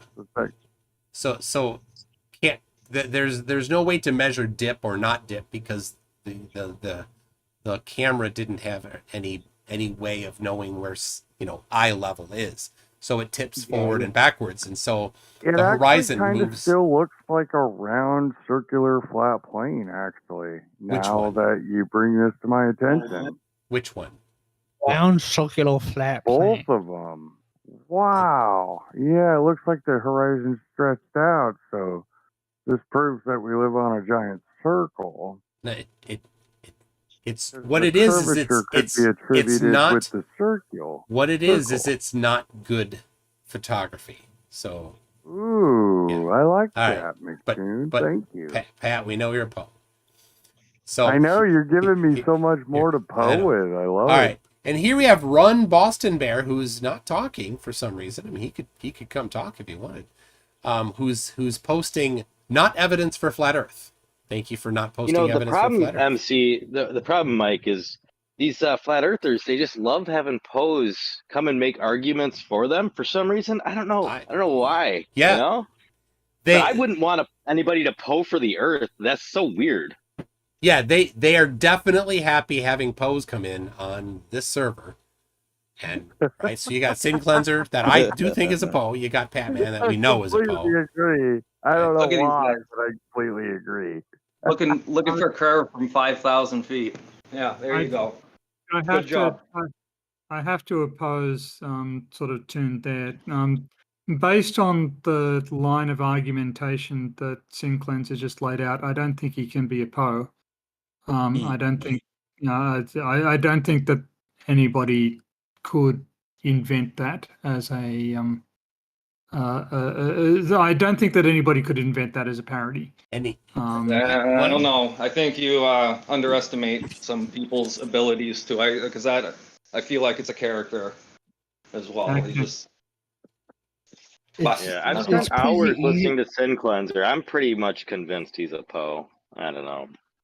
Yeah, I think you can say pretty much anything, Tony.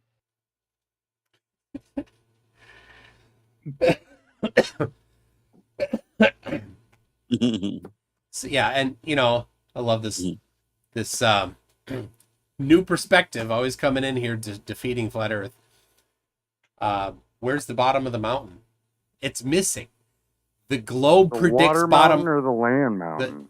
the globe predicts bottom-up obstruction, and there's no prediction for bottom-up obstruction on flat Earth. There's no plausible mechanism for it. There's no physics for it. Called the Rayleigh criterion, angular resolution. That's a prediction of what's No. going to be No, hidden. not at all. No, That's not That's bottom-up obstruction. nothing to do with it at all. That a Rayleigh criterion is about whether or not you can discern detail. It has nothing to do with whether or not you can see something at all. You still receive the light from it, and you still receive it in the same position as it was before, but you just cannot discern the details of it. It's angular resolution. You cannot resolve the detail. That's why it's called angular resolution. It's not a joke. Yes, and that's why it can hide objects. It cannot hide objects. Yes, it does. Not at all. Cirrus B is hidden because you don't have the angular resolution to see it.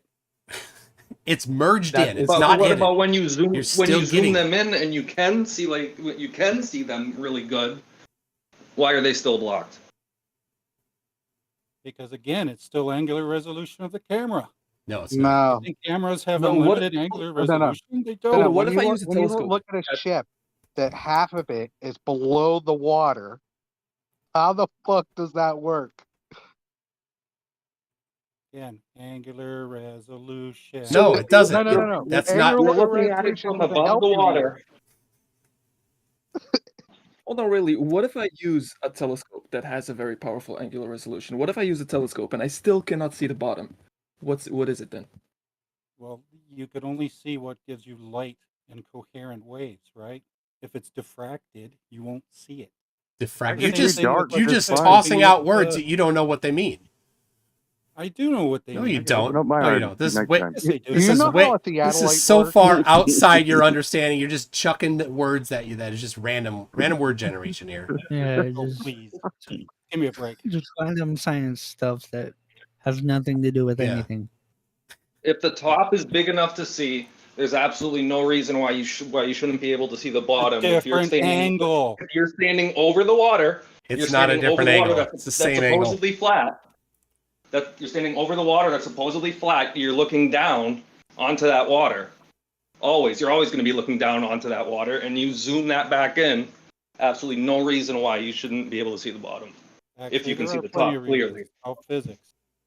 I just love how flat earthers make all these claims, but don't provide any evidence. Yeah, Zero. Go ahead. Show me how to apply the Rayleigh criterion to predict the amount of bottom-up obstruction for something. Let's take an Very example. easy. 10 feet elevation for the observer, right? And let's say I do it with 40 miles railroad away track. is the object. Go ahead. How many linear feet should be missing? For standard human vision of 1 arc minute, for 500 meters, you will have difficulty in resolving anything less than 14 centimeters inside.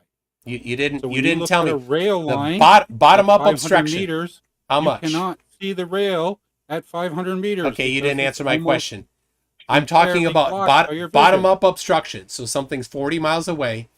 I need to know the bottom up obstruction for something. How many feet? 40 miles is ridiculous. No, I Most have a people cannot see 40 miles. I with have their a eyes. video. I have a video taken with the 500 meters P1000. is more reliable. I have a You're P1000 video with the You're not P1000. answering the question. But even at 50 kilometers, it's 14.2 meters. Okay, I'm for still human vision. waiting. How much bottom up obstruction should you see? At least 14.2 meters at good conditions. And how did you Actually, get that's that? considered Go perfect ahead. conditions. Go ahead. How did you get that? Show the application. That's called you get an angle. You generate an angle using a math calculator, like an triangle calculator. You put 1 arc second for your angle, and it tells you exactly how much you're not going to be able to see. Okay, and then how does that work for a P1000, for example? Well, it depends on what the angular resolution of the P1000 is, the size of the opening in there. The problem is, and you obviously don't understand this, the P1000 has a significantly larger aperture than the human eye, but you still see the exact same amount of bottom-up obstruction. Yes, and you want to see more obstruction? Use a pinhole camera with a smaller f-stop. No, you will changed. see even less. You changed McToon, it. do you have any of the photos of the windmills? I can do better than that. I have stuff I took myself. Stuff I took myself. Just to briefly butt in here, gentlemen, I'm going to take off, but thank you all for the discussion. Thank you, Tony. Have a good night, man. Glad you came aboard. Bye. But the P1000 is actually a really Thank you, terrible Tony. camera. Bye. Well, you won't Thought get it was any. the camera of choice. Yeah, you won't get an argument with me there, but all right. Well, I'm gonna pull up something on my YouTube. I'm watching. So if you want to see more, you have to use like a 14-inch telescope. In fact, never has the amount of zoom changed, or the size of the aperture changed how much bottom-up obstruction has been seen. So I have here on my let me put it on screen so people can see video that I took with a P1000 right there on screen. This is about 40 miles away, this building that I'm showing here. And you see the crisp edges of the waves somehow. And the bottom of the building is missing. You do not see the waves are somewhere around 5 miles away. There's buoys in a different portion of this video where we've identified where they are. So you see the first 5 miles of the water, but you do not see the rest of the 35 miles of the water. How is it that the waves are crisp enough that you can see them, but the waves immediately beyond them are completely invisible? Rayleigh criterion does not say that this would happen. Rayleigh criterion says that you would just not resolve detail in the waves that are beyond this. Exactly, and you just proved that you're a flat earther. No, I didn't. No, we No. did not even close. That's exactly what it means. Flat Earth, Oh my gosh. Flat Earth would be Is this Flat Earth would be a satire? never-ending vanishing point. Is this satire? No, that would not be a never-ending vanishing point. The atmospheric vanishing fluid, Yes, air, water, That's molecules. exactly how it would work on a flat get Earth. more It doesn't matter condensed. how much you could keep on zooming, and it would bring back anything. It wouldn't matter.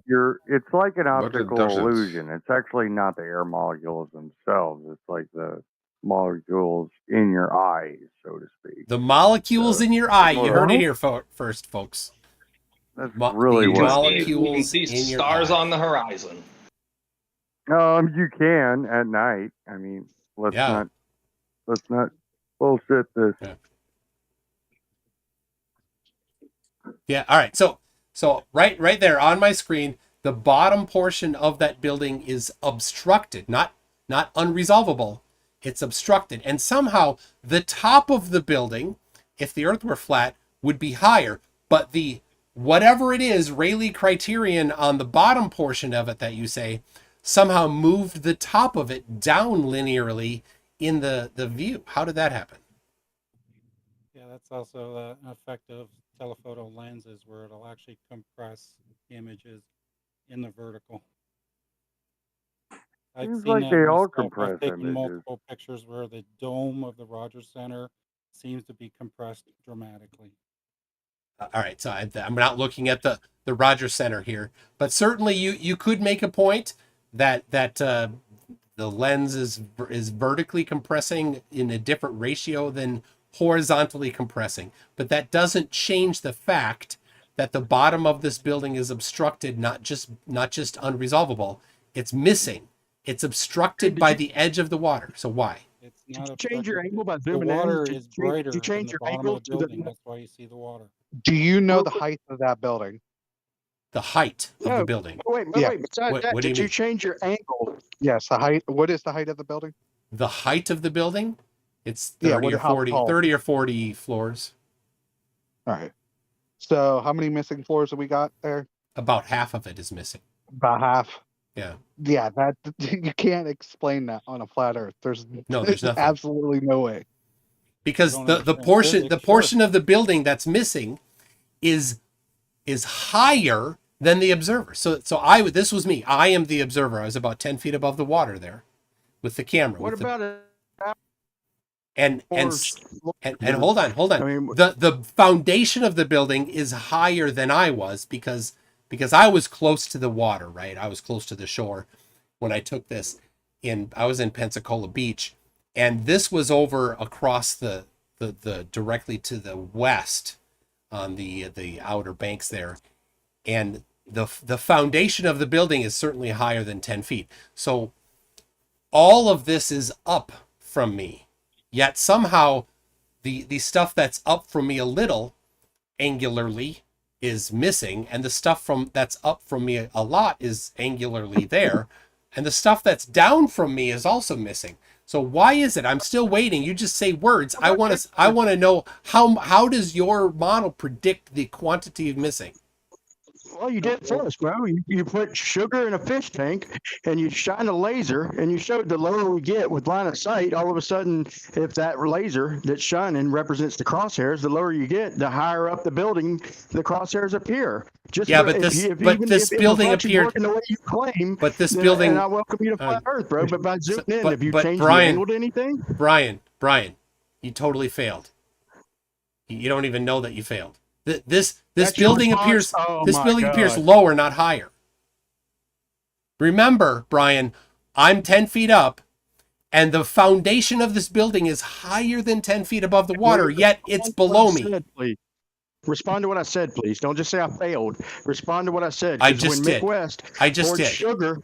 I just did. The way y'all describe it with line of sight, the lower he got, the higher up the crosshairs appeared on the buildings. If I'm referencing the crosshairs as that green laser, the lower he got with line of sight, the higher the crosshairs appeared up the building.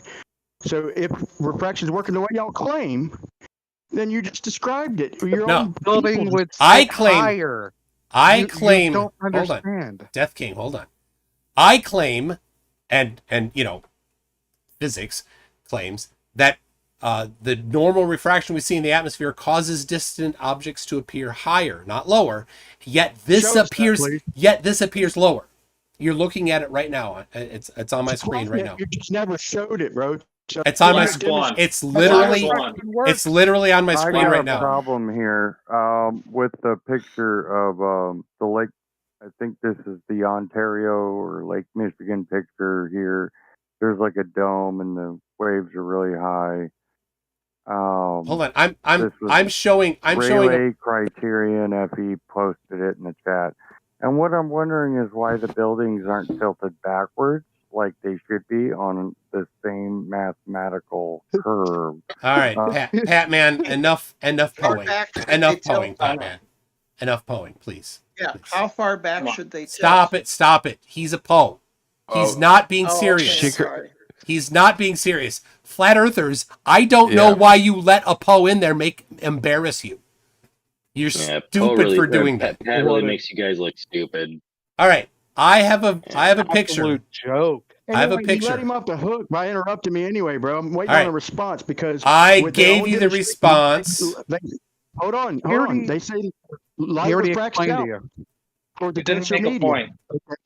No, they claim light refracts downwards. I've showed them time and time again from their own demonstrations with sugar water in the fish tank that the lower you get, to We light already refracts explained to you that would make, dude. Listen, that would Interrupted me, we dude. would, even if we inferred the worst refraction, the worst, like worst case scenario, Why it still do you keep doesn't help your interrupting me? case. That's like a new question.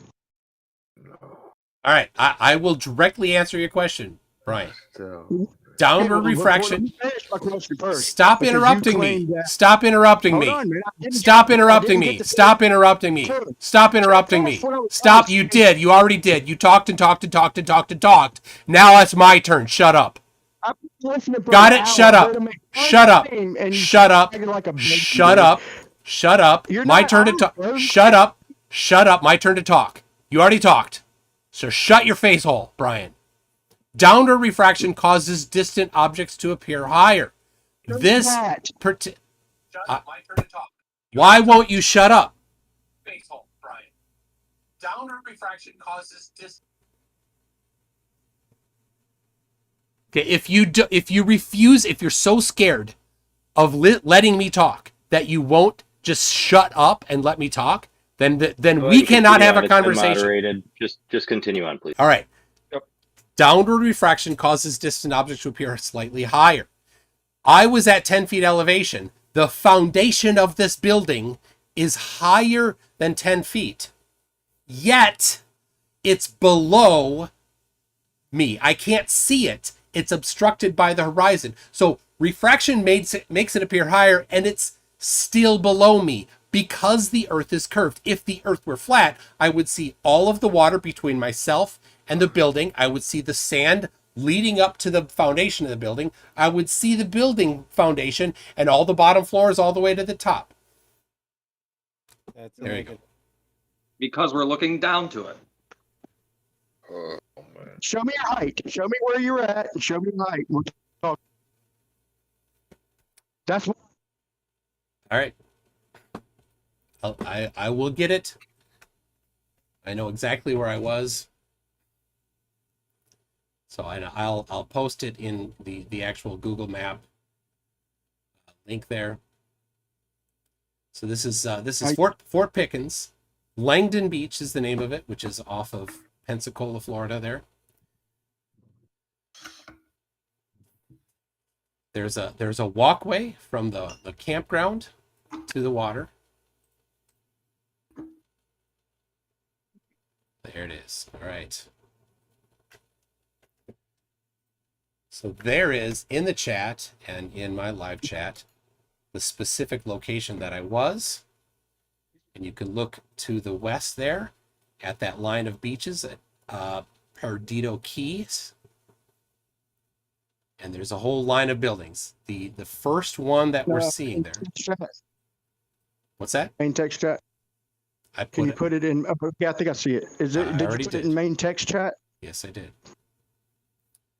Okay, I see a picture of a building of a city skyline with a blue line, like up at the top of one of the higher. I put a Google. Google Maps. I need to calm down so we can both calm down. Yeah, look, I have been listening for a while though, and the guy did keep interrupting me on my behalf. But I want to say this. Y'all, if the Earth's a globe, yeah, sure, maybe it's working the way you're claiming. But when we do the sugar in the fish tank, when we get down low with line of sight, whether it's compression, whatever's causing it, we start losing the bottom of the city skyline, and that laser that's at the bottom of the city skyline, which could be indicative of crosshairs. When we get lower, it rises up higher above the building. It gets to when you get all the way down low with line of sight, the extended line of sight, the crosshairs are all the way at the top of the buildings, just from the refraction. So my point is this: that's a perfect demonstration. We want to see demonstrations of refraction doing what y'all claim it does. Like we showed demonstrations, like when you're saying the sun couldn't set before.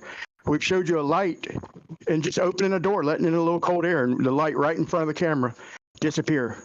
Just an example of what could be, just a little bit of cool air made the light right in front of the camera disappear like a half inch above the floor. And, I just want to keep this honest, man. Sorry to come in heated and shit. So completely off topic, address the topic. No, it's on Why are you still here? I've Go been away. born again. Go away. Hey,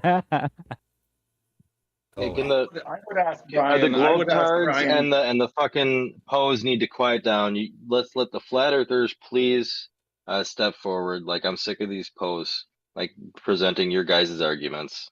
Don't let them do that. All right. I would ask Brian, how do you what makes you think that sugar water demonstration you did is in any way representative of the what we're looking at here? Well, Mick West, and he demonstrated with line of sight. I would agree that the light's curving down. He shows it with the laser that it's definitely curving down toward the denser medium, but we're not seeing things higher. The lower down we get, we're literally losing the bottom of the city skyline. And then, like I said, the bottom of the picture is raising up. The laser is raising up the city skyline. So if that were the crosshairs rising up the city skyline. So I'm just saying it's possible, even if it's not working. It's a perfect demonstration of could very well be working. I'm not trying to claim it 100,000%, just like I don't like y'all making 100,000% claims, like that's what refraction's doing. That's why we ask for demonstrations. Usually it's only 100. So I'll go back to the observation that's on screen right now. This is consistent with the globe, and I've not yet seen any explanation, any predictive model, any physics behind why this would be obstructed bottom up to this magnitude. Half of the building is covered. I do not see any of the water between 5 feet and 40 miles, or 5 miles and 40 miles. I don't see the sand, the beach between the water and the building. I don't see the foundation of the building. It's all missing. And if it was angular resolution, it would be blurred. Simple to explain. What is it?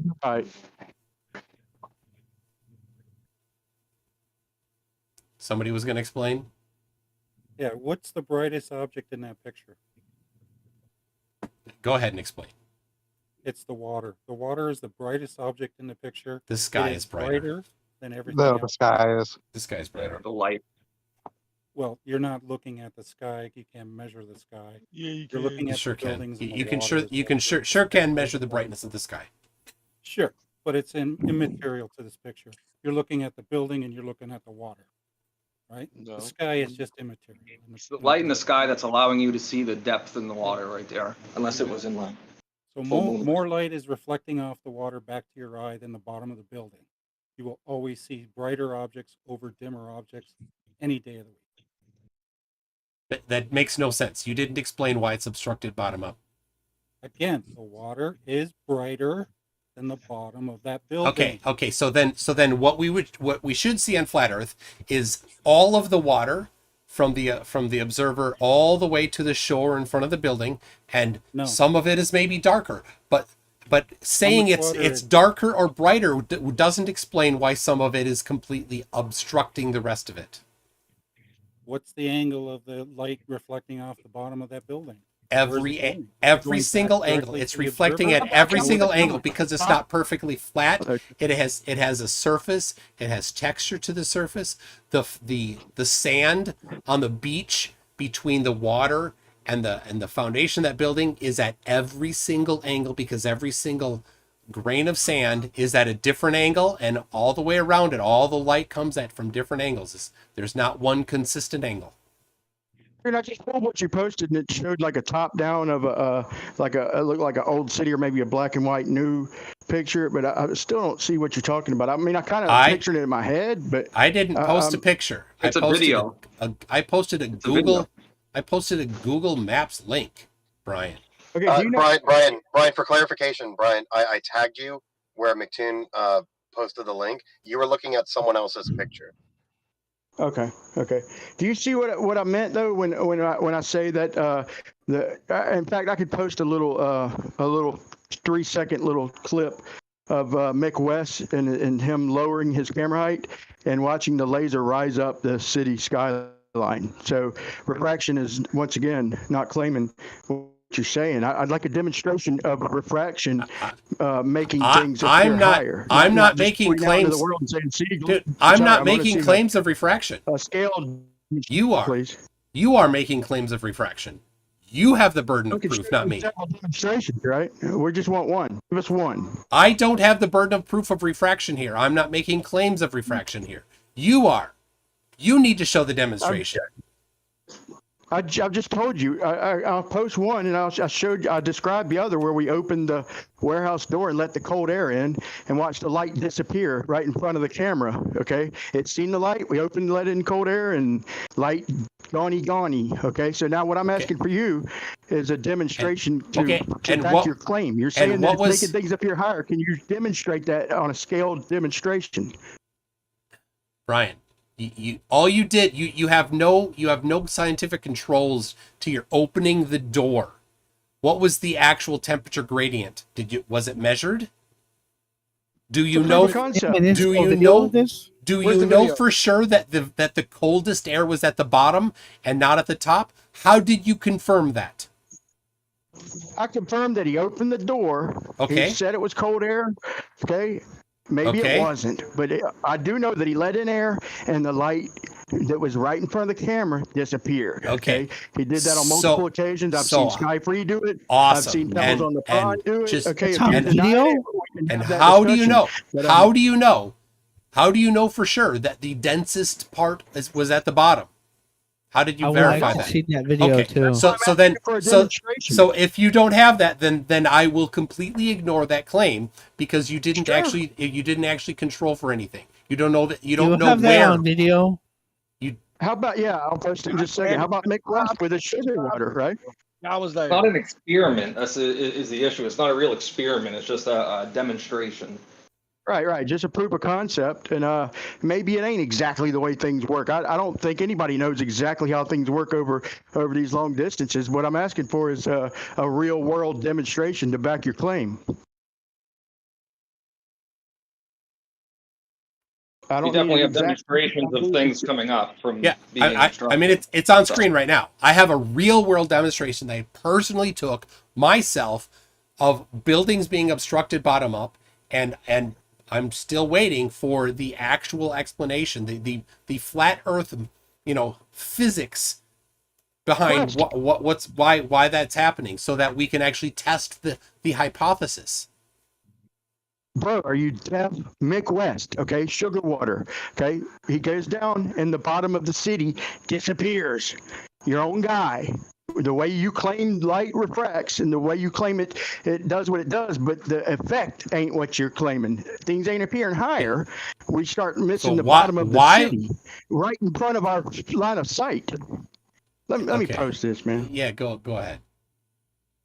Post something. And you're also, like I said, you're implying that that matches the conditions that we're looking through here. It's representative of the conditions that we're looking through here,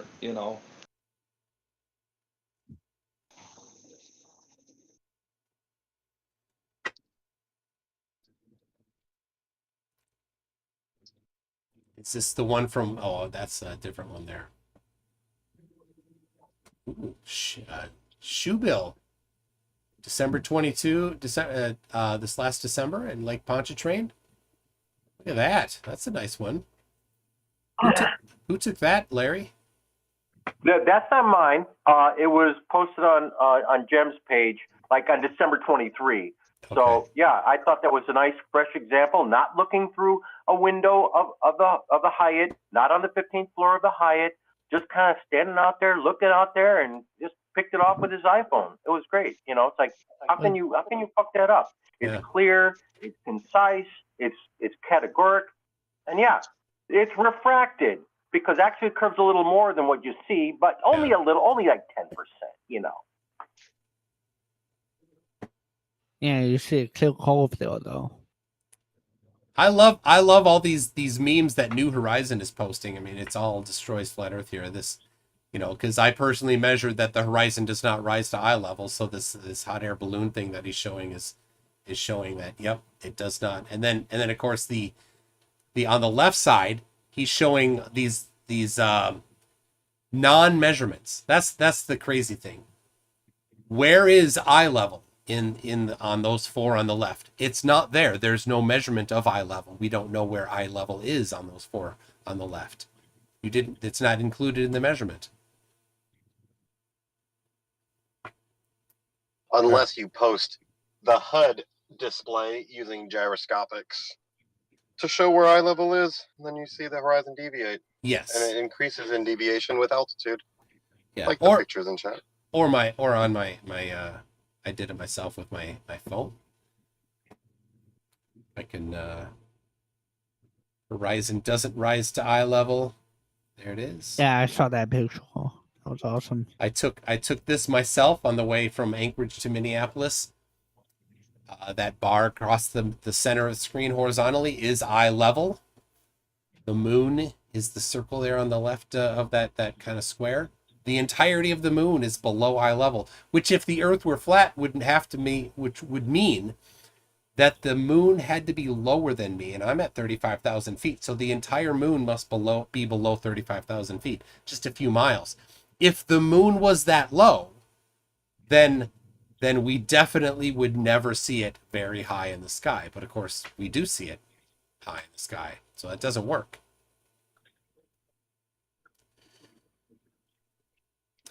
Like this, Sergeant Rock, adults don't communicate with memes. Yeah, don't forget, planes have to divert for the moon. Yeah, they have to fly around it. That means, you think about that. That would mean not only would planes have to fly around it, but it would also be trivially easy to land on the moon. You would not, you can,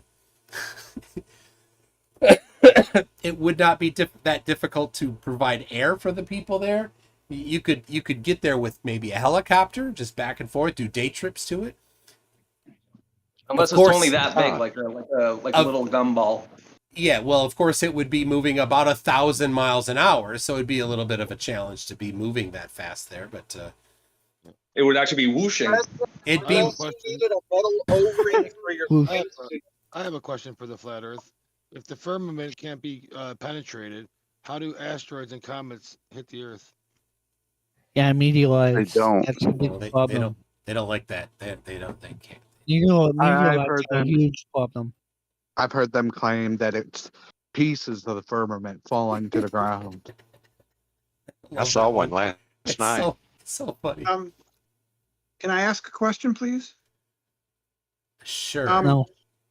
I'm actually asking Mike or any of the scientists, why are meteors or meteorites, why do they glow green? I don't understand that. Well, first, specific elements within them. You don't need to call me a scientist, Brenda. Thank you very much, though. But yeah, okay. Okay, well, I didn't know what to say. I don't know. I think you have a degree in computer science, right? I studied computer science and electrical engineering, so yeah. I mean, this is. Oh, they're talking about meteors and meteorites, and it just occurred to me that I've seen some, and they usually glow pretty bright green, and I don't actually know why. I think it's nitrogen. That's why we had that green comet the other day, a year ago or whatever. Yeah, I think it's a nitrogen compound. Of the shooting stars I've seen, a lot of them have like this really high temperature blue-white. So there's a little variation. Is it metal? Is it silicate? Who knows? And that last picture that was posted, why are there so many like text blocks of text blocking the bridge?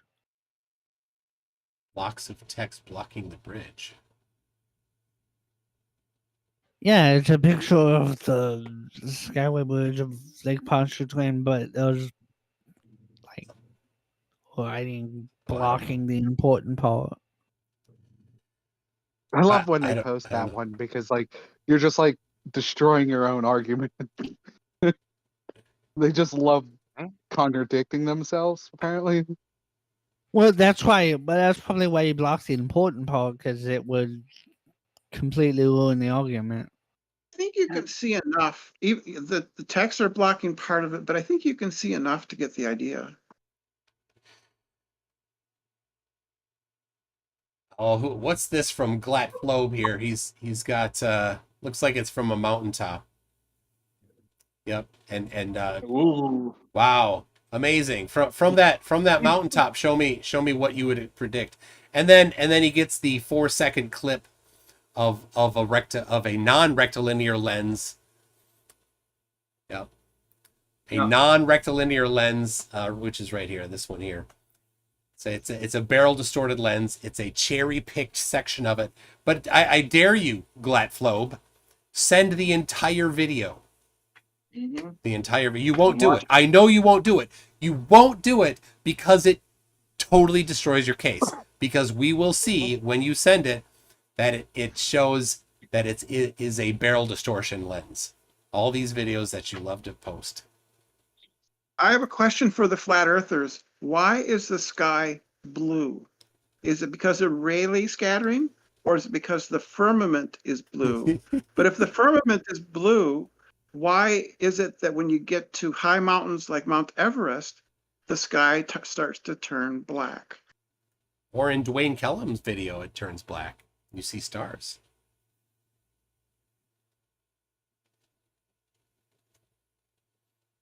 Right? I don't know if we're going to get an answer.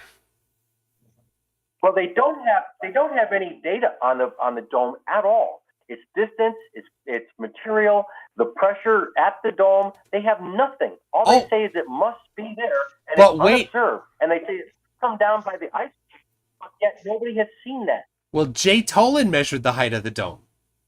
Did you see that? No he did way. a video. He did a video measuring the height of the dome. Yeah, it was not very high. It was, if I remember right, it was lower than some airplanes fly. Yeah, but are we just going to forget the fact that pressure equalizes? Yeah, that would kind of. I'm just saying, pressure equalizes inside of a container. So.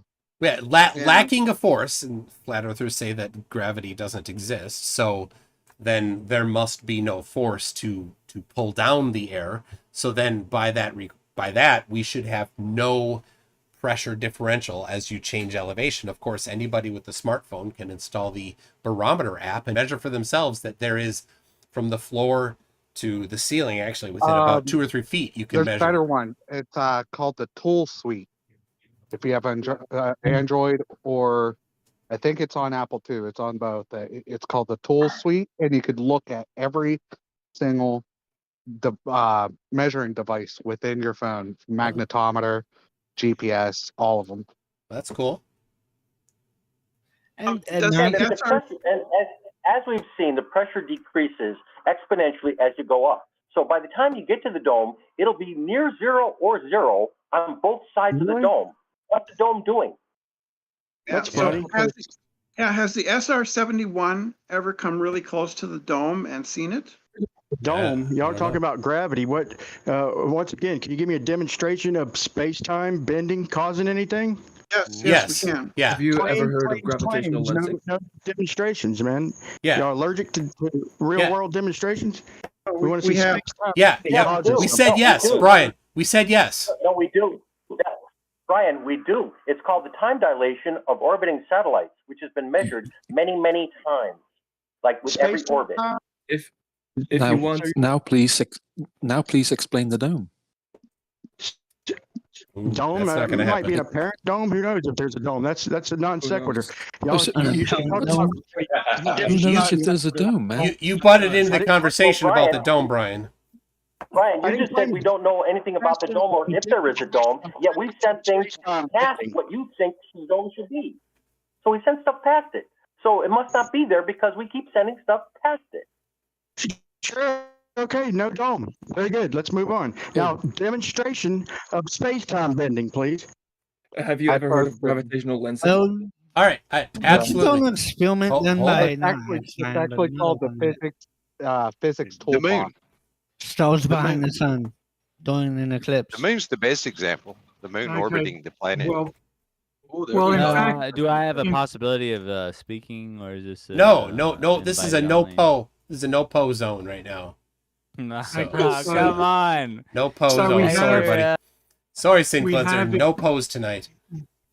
we have experimental evidence of curvature of space-time in the form of gravitational time dilation, which has been measured over distances as small as 1 millimeter between atomic clocks. So atomic clocks at different heights within the gravity well have time passing at different rates, exactly as predicted by general relativity, and exactly in accord with the theories of Einstein, which he predicted many decades before. Yeah, Don't it's worry, I'll bend the last another picture. example of stars Hold on. behind the sun during an We eclipse. pulled apart the GPS engineering documents, and I'll post something for you real quick. But there is a preferred frame. So all this no preferred frame. There's most certainly a preferred frame. And Ron Hatch had to come in and fix. Had to fix the GPS for the DoD a while back, and in fact, instead of claiming it, I'm just going to show it, and because the mathematics didn't work, there is most certainly a preferred frame of reference. Relativity broke down in reality, and I still want to see a demonstration of just give me a demonstration of space-time period, much less it been. And you do agree that's a concept. I will gladly do it. All right, if you'll let me speak here, and let's see. Immersive just posted the time dilation experiment, the Haefel-Keating experiment. I have it's a two-part. The first, the predictions based on space-time, the application of space-time in Einstein's field equations, and then they flew 2 clocks around the world one direction and left 2 on the ground and measured the amount of difference in time that they experienced. Then they went the other direction around the world and measured the difference in time for those 2 clocks versus the 2 that were stationary. So that there is a confirmation of Einstein's general relativity, specifically time dilation, and one of the factors of it is the distance away from the center of gravity of the Earth. It's also the other factor. I wasn't done. Just a second. And then the other part was the change in velocity that they measured. So they definitely did use and confirm space-time there. So there you go. You're welcome. Also, Brian, you say they confirmed space-time, but you just said that they got a different reading going one direction. Yeah, as predicted. As predicted. Is down on his back, right? So we'll talk about that later. Maybe you want me to table that? You just said that in one direction they got a different time. Yeah, so, as predicted by general relativity. Reference, right? As predicted by general relativity, the clocks that were on the ground versus the clocks that went around the world, the one direction. General relativity predicts that they should have a larger difference, and the other direction predicts that they should have a smaller difference. Okay, so you're saying that. And in the airplanes, the 2 airplanes had a velocity difference of about 1,000 miles an hour for the entire 2-day trip it took to get around the world. So that's a big delta in velocity. Well, now. That's a big delta velocity for a long period of time, and compared to the one that's on the face of the Earth, which has a velocity of the surface velocity of rotation. So yeah, there's 3 speeds. There's 3 velocities. It's going to give me a different time if I'm going a different direction. So it not. Yeah. Brian. No, only not because it's going a different direction. Not going because it's a different direction. It's going because the ground speed one way is 500 miles an hour. and the Earth is rotating 1,000, so that's a total velocity of 500, and the clock going the eastbound is going 500 plus rotation of the Earth, and then you have the one on the Earth. That's 3 different speeds and 3 different clock rates. You don't measure spin in miles per hour, though. Can I? Right, you're right. Yeah, we do measure velocity in speed in miles per hour. That'd be okay. Well, Okay. linear, straight, straight lines, but Okay. It's important that I get a comment in here. Brian, you're muted at the moment because you keep on interrupting people. Please don't do that. I'm about to unmute you, but please do not interrupt people when they're in the middle of talking. Go ahead, Tony. yeah, it looks like he left. To be super fair and impartial, Brian probably has every right to when there's 6 or 7 Globers, and he's the only flat earther speaking. Please keep that in mind. That's an excellent point, but that does not give him the right to interrupt somebody when they're still in the middle of an explanation.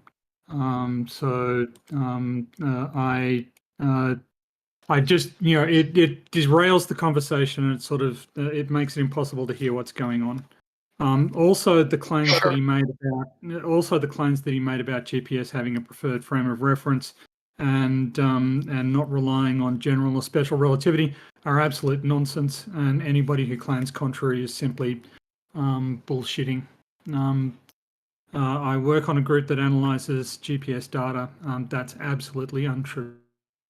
Not what he said was right. I suspect what he thinks is the preferred frame of reference is that internally GPS uses an ECEF reference frame in Cartesian coordinates, and then when it outputs to a device that a person reads, it does a coordinate transform to spherical coordinates.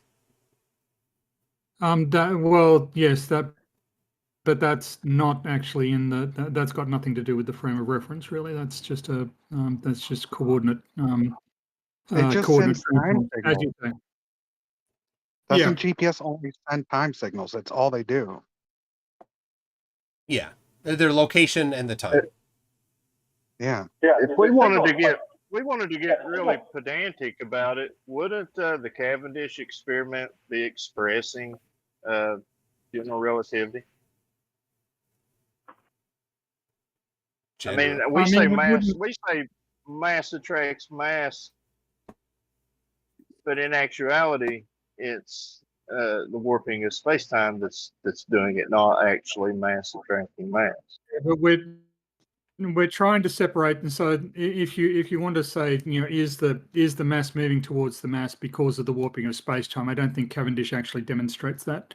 That's why I said if we wanted to be pedantic about it, but I know that. For reference, Einstein's field equations do, for our inertial reference frame, do solve to Newtonian gravity. And I can give you 4 citations for that. I'll put it in the live chat there. By definition. That's what Einstein designed them to do. Well, yes, exactly. And Einstein said, and to quote him, "No one must think that Newton's great creation can be overthrown in any real sense by this or any other theory. His clear and wide ideas will forever retain their significance as the foundation on which our modern concept of physics have been built." And I'll put the link to that in the chat as well.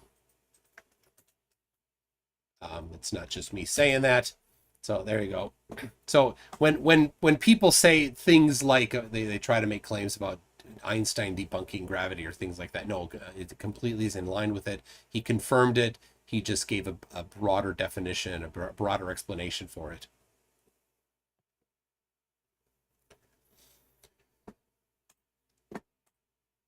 So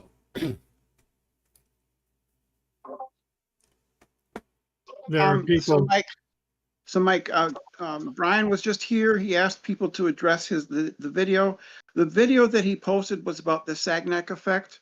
I'm sort of confused about it too, because Sagnac thought it refuted special relativity, and that's above my pay grade. I don't understand it. Brian posted something about the Sagnac effect? Yeah, it was a video that claims to debunk the Sagnac as having to do with the rotation of the Earth. Can somebody post that again? I don't, there's a lot too many comments in here to fish that one out. He left and then, yeah, he left and asked that we address that. So I thought I'd summarize okay, all right.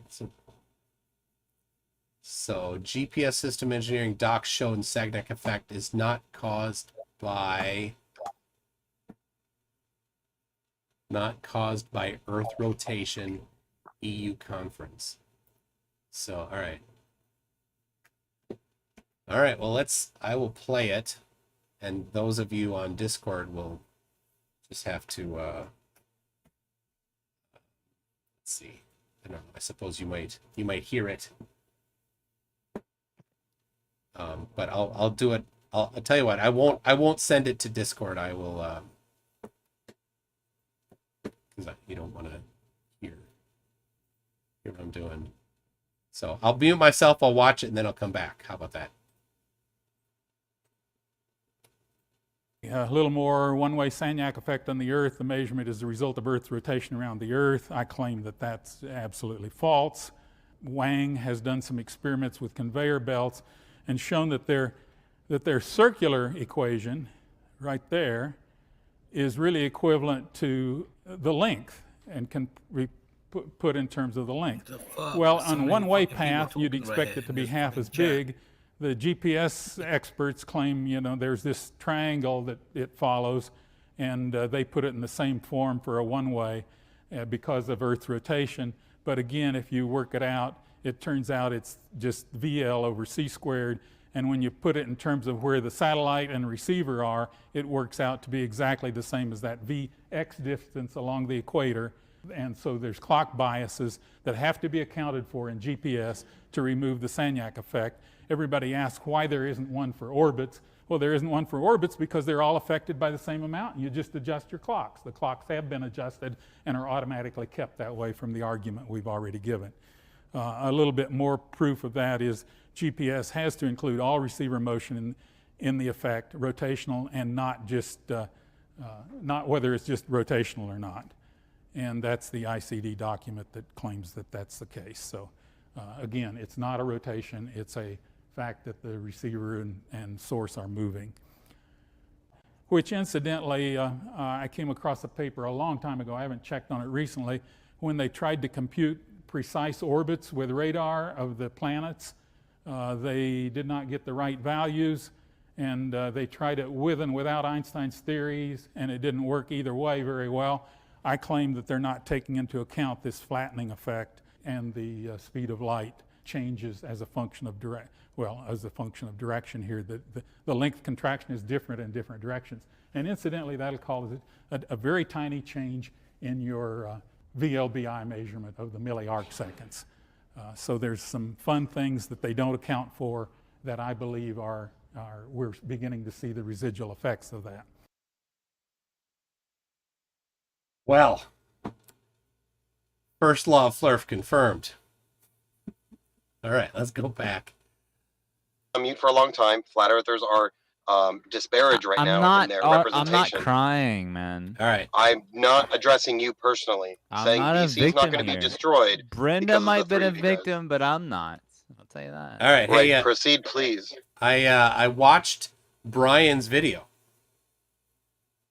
that he posted here.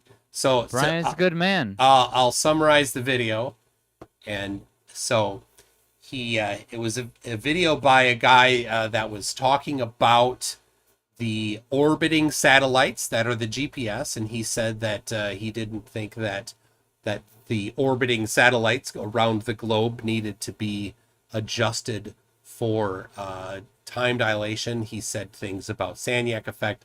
Of course, he did seem to reference some articles, some peer-reviewed papers or something about it. I didn't have a chance to, of course, read them at the moment.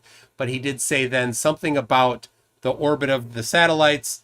They all orbit together around the globe, so they don't need to have some adjustments for them. it's just something linear around the equator of the globe. And then he went on to a second topic where he said things like the precession of like Mercury was in orbit around the sun was maybe not the same amount of or wasn't because of Einstein's field equations, and there's some other explanation for the precession of Mercury's orbit around the sun. So that's the summary. Isn't that the first law? That completely confirms the first law of flurf, because the flurf citation completely contradicted the flurf's position. Right? If you take everything that this guy said, and I don't know, I will need to look at it more, but if you took everything that this guy said, then the Earth is a globe and GPS is from satellites orbiting the globe. And also that Mercury orbits the sun, and the precession of it is different than different cause than what Einstein said. Okay. I'm okay taking that as a proposal. Yes, thank you, Brian, for proposing that the Earth is a globe and orbit and satellites orbit it. I don't know why you did that. Not what Brian you totally shot yourself in the foot. Here, Brian? And may I ask? Hold on, MC Tune. Hold on, please. Why? Guys. No. Why are you still here, Poe? No. It's Poe. not for that. All right. Hold on. May I ask a question? May I ask a question? Just for reference, this is a Poe-free zone tonight, but let's stay on this topic. Hold on. I actually want to ask a question. Sorry, hold on. Who keeps muting MC Tune? Who keeps muting MC Tune? Nobody's muting me that I know of. You were getting muted in the middle of your explanation a couple times. Oh. So who did that? Why are you guys talking was shit about wondering what that Brian was. now? Like Like, honestly, MC Tune, I Hold don't on, really care if MC you. Tune, Hold sorry, on. Kevin. No. You guys muted me like 10 dozen times. Come on, let me. This just is keep a my no fucking- Poe zone tonight, Sin Cleanser. That's No, why you're getting I muted. get it, but let me stand my ground. Your please, ground is God. dumb. Listen, maybe you're you just have all the you're just victories, mocking maybe you're you have just all the mocking flat power. earthers. Let me just stand my ground, please, God. Let me Quick, do this. make it quick. I'm just gonna kick you out again. Yeah, Just come on. I know everybody's Come against on. me, but Jump to it. Hop to it. When Brian was like, dude, I saw another way, I'm like, I saw it through him. Yeah. That means a lot to me. It's not bullshit. What the hell is this even Fuck about? you for saying that it is. It's not bullshit. Like, there is another way, and that's not retarded. It's not stupid. It's not whatever insult you want to throw on it. It's just like, yeah, you can think about these things, and oh my God, yeah, absolutely. Did you have a point? Yeah, you guys are rejecting his whole fucking worldview. I'm accepting. Because you I'm don't want to accepting hear the it. video. And I don't like that. Look, I'm I'm totally. dude, come on, like, as a Christian, please. I'm accepting the premise of his video that the Earth is a globe and the GPS satellites orbit it, and maybe there's a different reason that when they said think he rejected that. when they said that they needed to adjust the clocks in the GPS satellites for time dilation, maybe there's a different reason why they had to adjust the Maybe clocks. they might have to. Okay, fine. But I don't know what Brian's point was, because none of that You're a video hater. supports flat Earth. Every single portion of that video contradicts flat Earth directly. God. So Sin Cleanser, thank you for poing. Thank you for making flat Earthers look bad again. I'm sure they thank you for that as well. MC, come on, bro. You know there's something there to it. So- I know you as a Christian. You know. All that right, there's shut something up, to Sin it. Cleanser. Let's hear Tony. Like, no, you can say shut up, but like, I know you know this, man. I can Like, do relate to more you than say shut up. spiritually. Like, I. There we go. All right, Tony, what were you gonna say? Well, I was about to say Sin Cleanser can sort of express himself, but he needs to stop interrupting people when they're responding. I was also going to say that Toon is not misrepresenting the contents of that video. Brian, in support of a flat Earth, introduced a video that treated the Mercury. I want to go to strip club tonight, right? But like, my phone's dead. Okay. Glad your phone's dead. Could you talk to somebody else on a different time? Jeez, children. So the Brian introduced this video. This video discussed the orbit of Mercury around the sun. It's kind of hard to go to the strip club with your phone dead because you need to get the Uber back home. Hey, who's talking? Yeah, we don't care, Branch. No, someone unmuted him. So Hold on, hold on, I'll just for DM. the sake of the room, can you guys mute Branch? I don't know if you guys know who he. All right. Listen, Sin, if you're gonna troll like this, it's gonna ruin fucking everything. Please stop. Okay. So, what Brian introduced was a video that was accepting that Earth was a sphere and a planet in orbit around the Chill sun. out, Branch. And an orbit around the sun. So, I don't.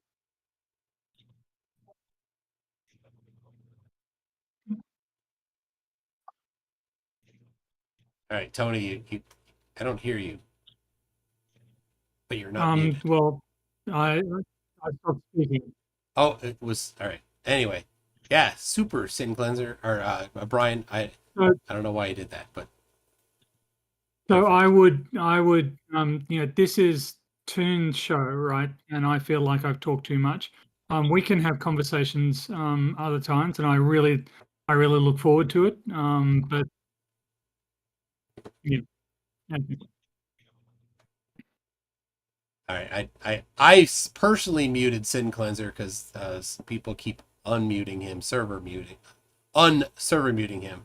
So anyway, he doesn't help you guys, flat earthers. He's not helping you. Let me tell you. Anyway, all right.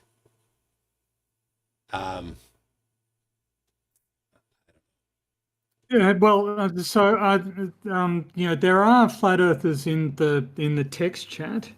What I find interesting is that sort of they're not making themselves known in the voice chat. Shane St. Pierre is there. Oh, PhD Tony calling them out. There are a few other people there. The guy who keeps on debunking himself with his memes. New perspective. Yeah. Yeah, the perspective guy.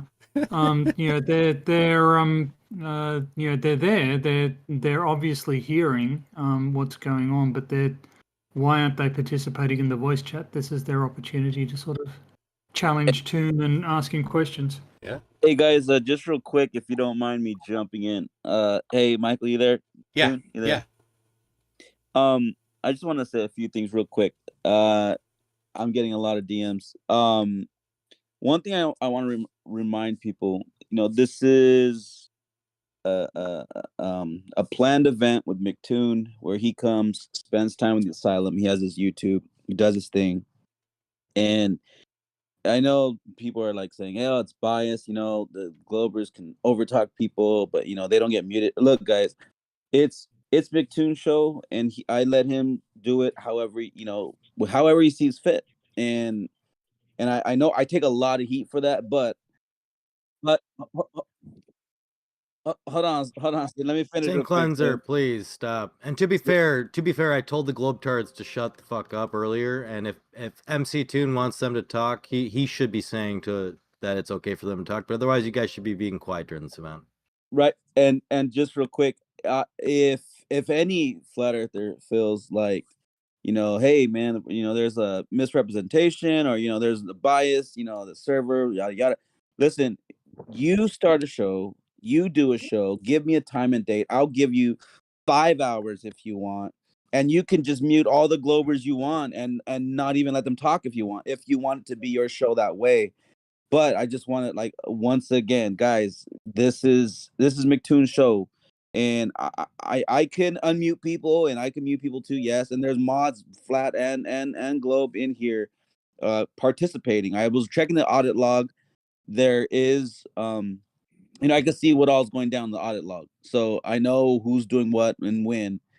But I just think that people have left the server because of the injustice, if you will. But again, look, this place is Asylum. It's a double meaning. It's crazy, and it's also where you can find your voice here, and at least I try to protect that, or want that, should I say.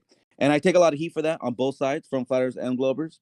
Brenda even was kind of giving me heat that shouldn't have even been there, because Brenda's even safe here. in however everything about Brenda. But I'm just saying, like, this is a place where if the mods can please, or McToon, maybe you can, get that going or whatever.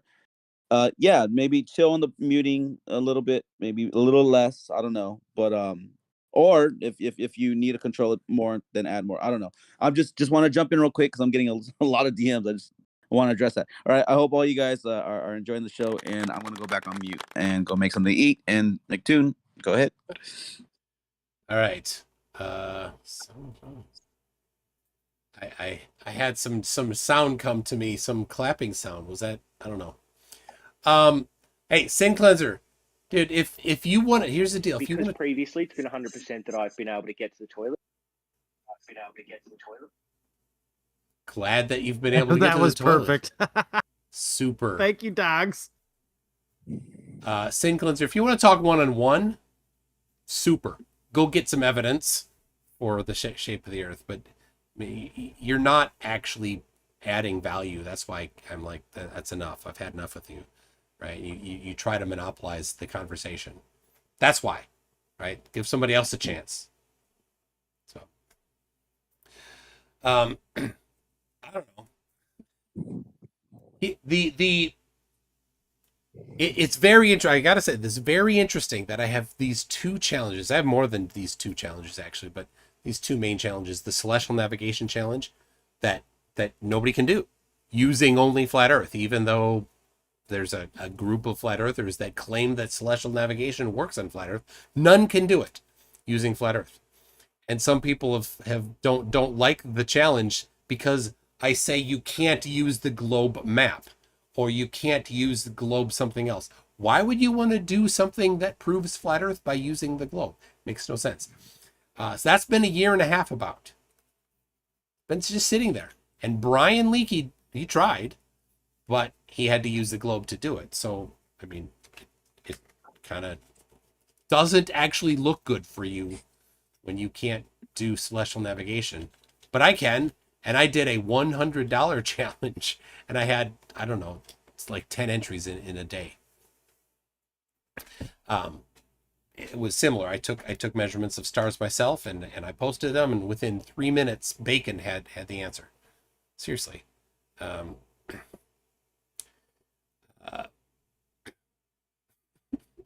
then this gravity one, I know it's on the newish side, but seriously, flat earthers, you've had how long? Thousands of years. How many times have flat earthers said all ancient cultures, right? You guys say that all the time. All ancient cultures thought that, and I don't think that's true, but whatever. Super. Lots of them did. You've had longer. Flat earthers have been around longer. You don't have a map. You can't explain the downward acceleration. So you don't have excuses. And you can't say NASA has a big budget because these things were figured out before NASA.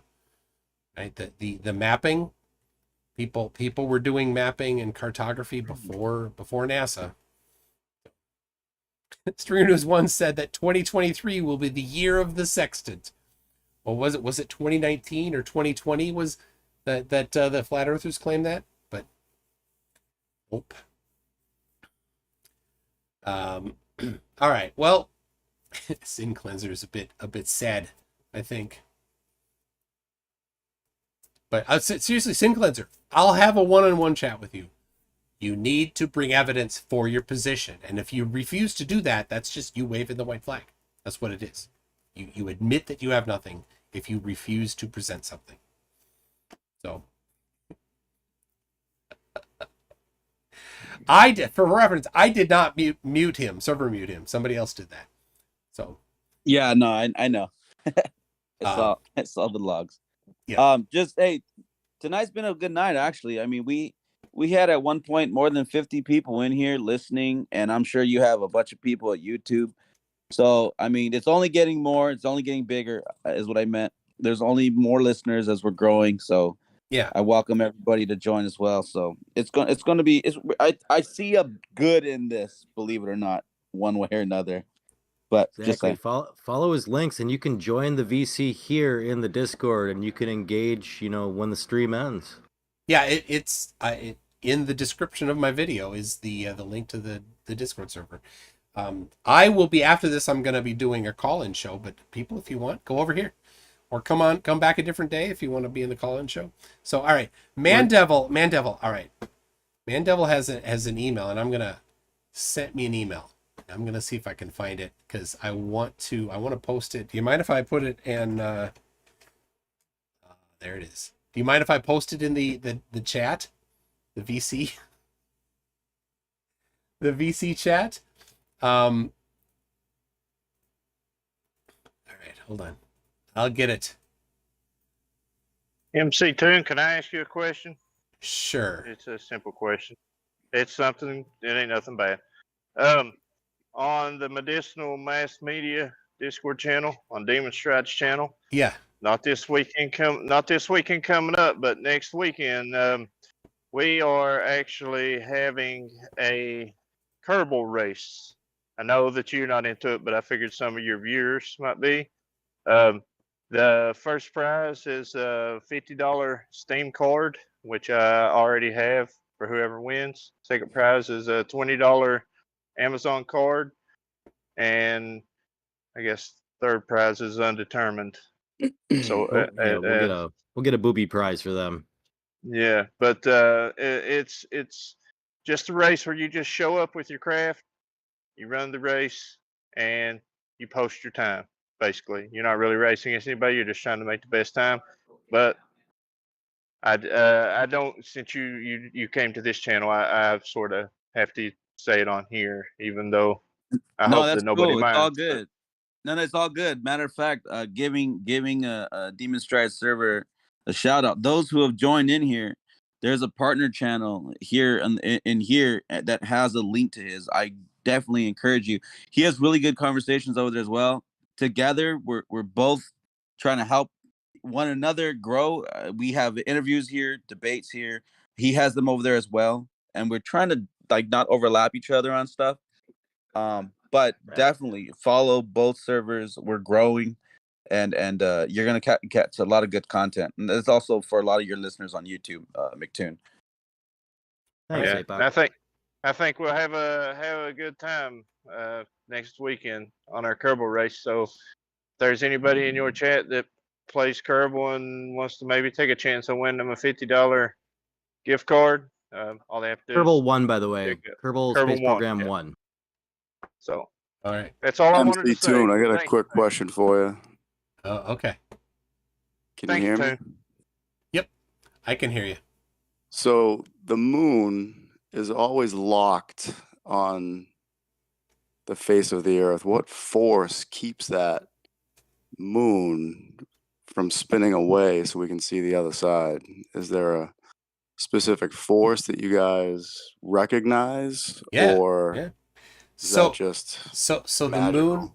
the moon is not perfectly, it's not perfectly distributed in mass, right? It has some inconsistencies in its mass, and because of that, gravity affects it, and it has enough inconsistencies in the mass so that over time the mass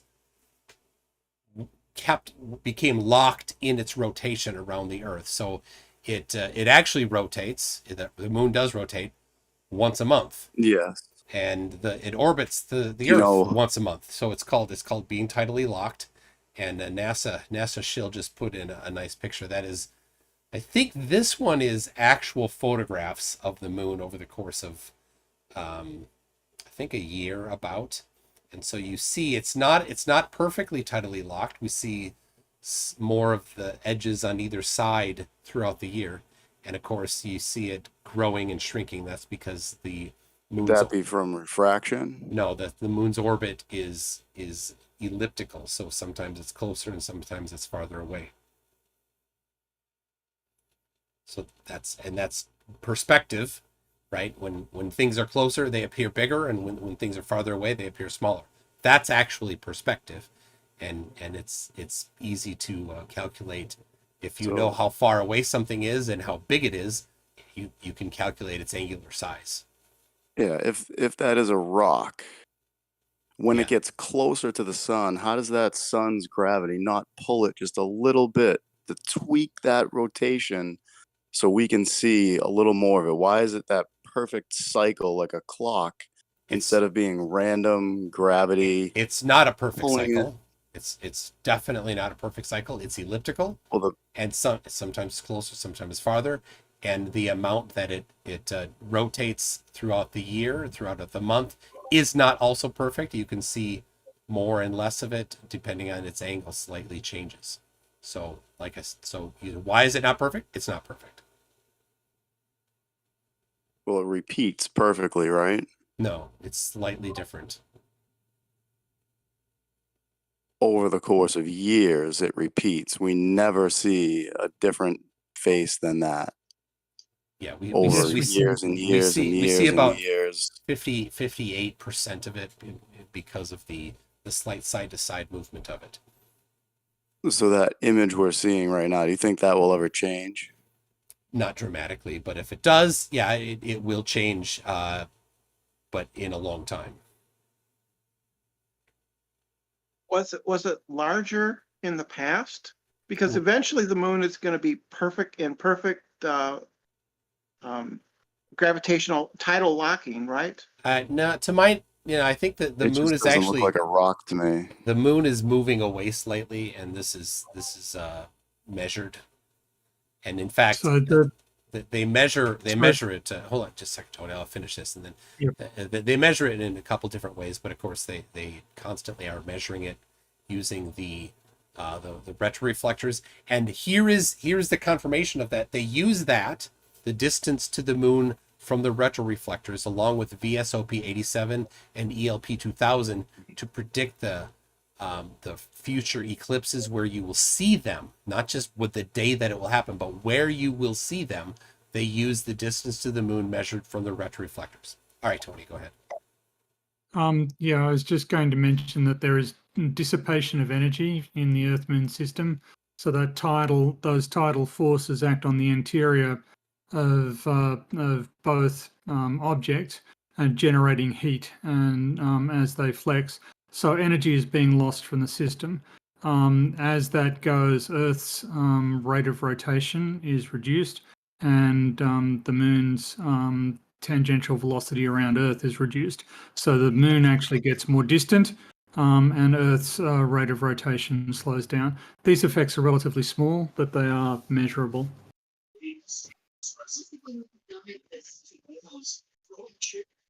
Okay. Yeah, it seems to me like the moon is locked into our gravity, our stationary gravity, caused by something that is below the 8 miles that we can penetrate. It seems like, to me, when I look at it and when I think about gravity, there's something that we don't know below. We can't go 8,000 miles down. We can only go 8 miles. What's below there could be anything. If they can't penetrate it's well understood. It seems philosophical and to claim that Have you had children? Of course. Okay, and when your wife was pregnant, did they determine the gender? Yes. Okay, how did they do that without cutting her open and actually, checking? Without sound waves. But yeah, so they didn't have to go there. They actually used some other sensing technologies. Yeah, sound waves. Sound waves is very close, and you can see the other side of her. Yeah, exactly. It doesn't matter how far away it is. Something they could determine, not something they've never been to. Well, they've never been to the inside of your wife's womb, and yet they somehow were able to determine the gender. So that's the same type of technology. Seismology is very similar to sound waves.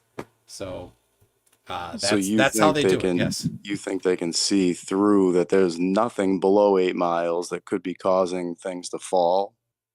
There's no force that could be it's gravity. Below us other than the mass attracting mass. There couldn't be anything else. Yeah. Hey, if you have a proposal, science has the door open. Says, please bring forth your proposal. We would love to hear it. I can't even dig a 20-foot hole in my yard going 8 miles down. You know, again, Definitely you a difficult propose prospect, whatever you know? whatever other thing you think it might be. Go ahead and test your form a hypothesis, put some work into it, and see. Other than, you know, if you're just going to be like, well, could there just be something else? Yep, that's it. Well, if you're all not of willing to your actually do the work, experiments are very vague as well. no, they're not. They're Yeah. very specific, extremely The Cavendish specific. experiment Yeah, very can't specific. possibly separate Very the specific. Earth from those The Cavendish balls. experiment has nothing to do with the Earth. It's not actually the Earth. What it's other experiment has detected gravity and the force of gravity? many different variations of Cavendish, as well as I'll gladly give you one here in just a second. They used 13 tons of mercury. There's an experiment that uses neutron beams to measure to confirm Newtonian gravity. There's another one that uses pendulums and the effect on the pendulums of stone, metal, and plastic balls at different masses. So there are a variety of experiments. There are still experiments going on to this very day to investigate mass attracting mass. Yeah, right. I did it because with the chicken force and of turkeys. gravity is so small; it's so hard to measure. Yeah, but it's not just because it's hard to measure doesn't mean it's impossible to measure. It's been measured. So Well, it's impossible to separate out other variables that might interfere No, with the not at all. conclusion of the a torsion bar article. the simplicity of a torsion bar eliminates the mass of the Earth as a factor because it's balanced. That's interesting. I'll check that out. I didn't think there was any possible way to eliminate the mass of the Earth in a terrestrial experiment. Can I try That's this the one? point. That's the point. Yeah, go ahead. The way that you're eliminating the variables will be in two ways. One, the hypothesis for the Earth and gravity will be that the net force will be vertical. So you want to set up your experiment in which the movement or deviation is going to be horizontal. That way, the perpendicular forces don't fuck around with each other, essentially. The second way is that you allow your balance to come to rest, meaning it's not moving. All forces that can act on it are acting on it, and it's in balance because it's at rest. Once it's at rest, not moving, then you just change one variable. You place an item, a mass of some kind, close to it, and then you'll see the acceleration due to some type of force you introduced. And that'll be how you account for everything, essentially. Well, the variables that you can't account for in that theoretical thought experiment is the intermolecular forces, the quantum forces, and the very powerful forces that chucking out words there. holding those molecules together.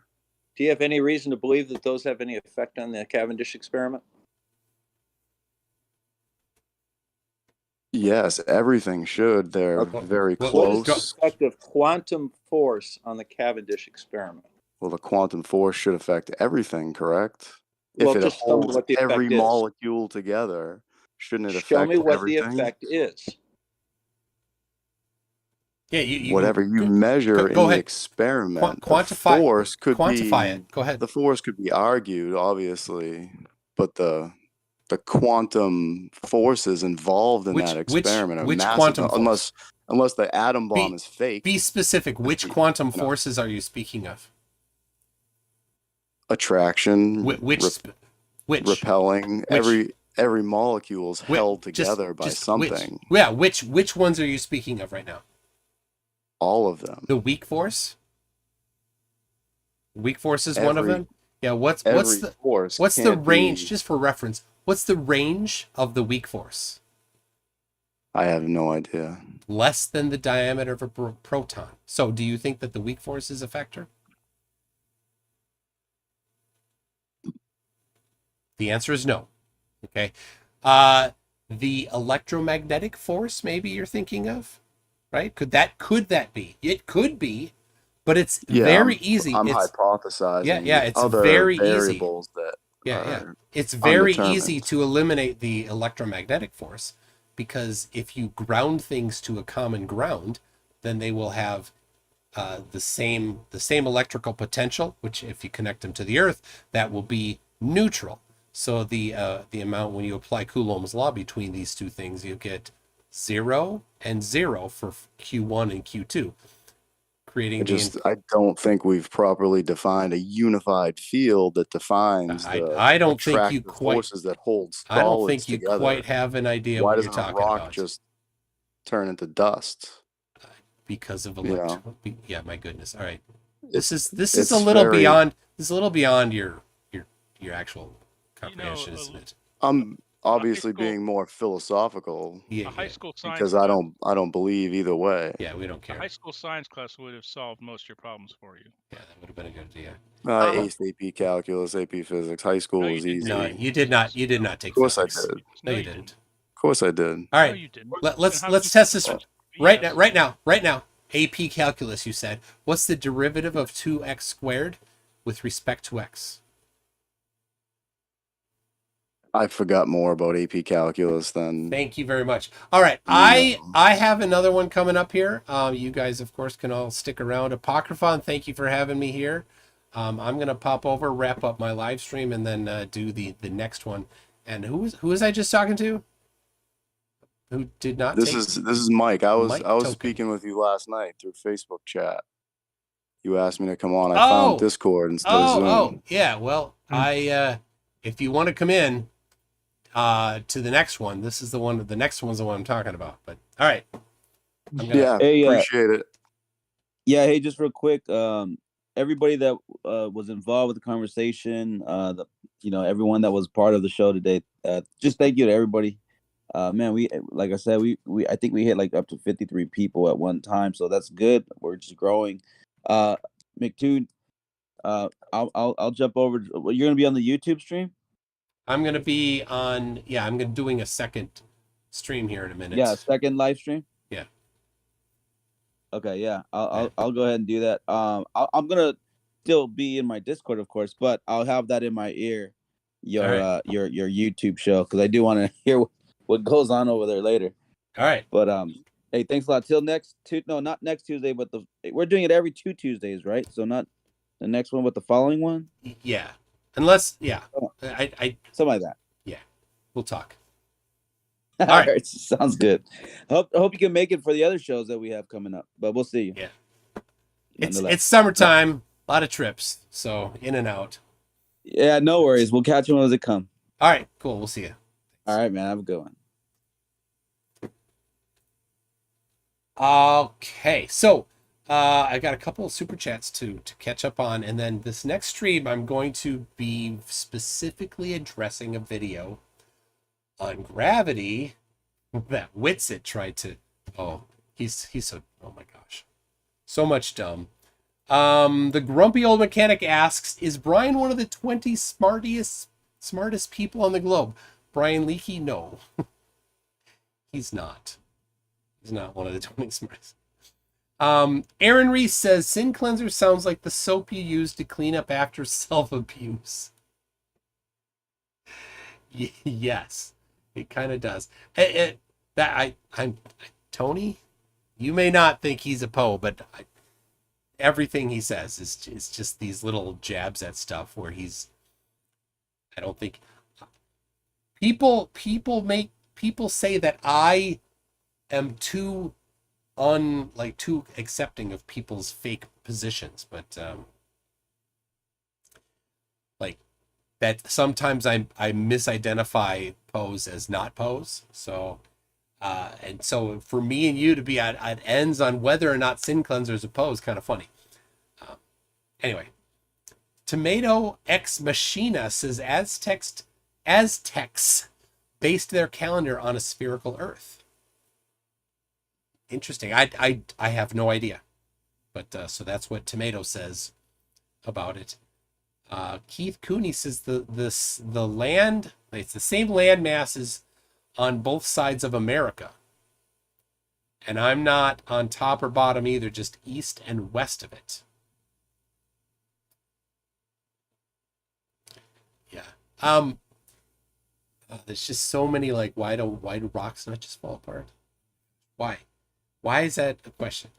Repo Sandman says it rubs the lotion on its skin. Sin cleanser.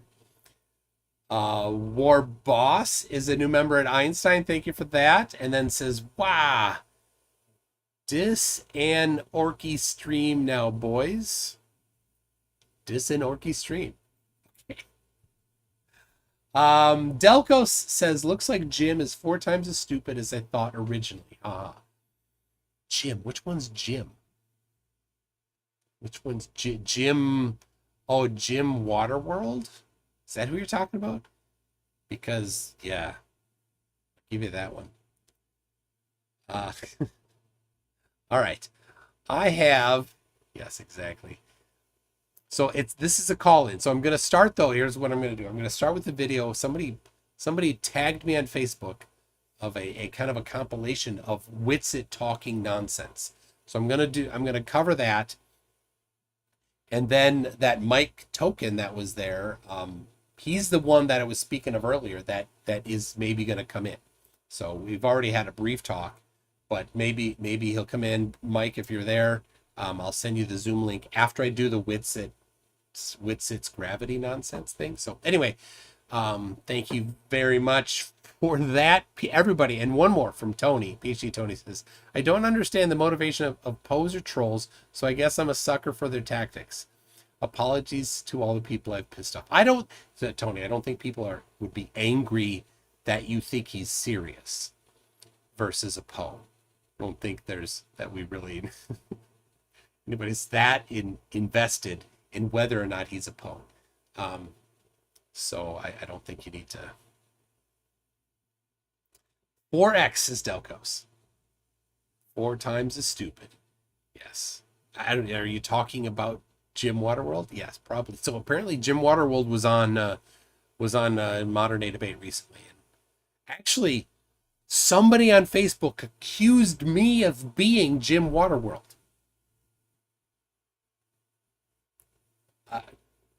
I guess different glasses could be purchased, but sorry, I'm not. He's been on Discord at the same time as me trying to talk over me. So I guess that could be. Jiffy Cones for $2 is here. Get something at the dollar store. Oh, yes, Mandevil. They distracted me. Tell you what, Mandevil, I'll put it in the I'll drop it in their chat. Right over there. I'll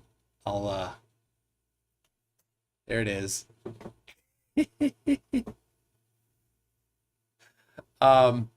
And I'll show it on here. So just a second. I wanna and Tony, if you're still here, like this. You'll like this, Tony. There it is. Oh, it's I gotta adjust it. All right, hold on. Almost there. Almost there. PhD Tony and Mandevil. Hold on. Almost. There you go, people. PhD Tony and Mandevil, they met up. They gave a special message to the Flat Earthers. There it is.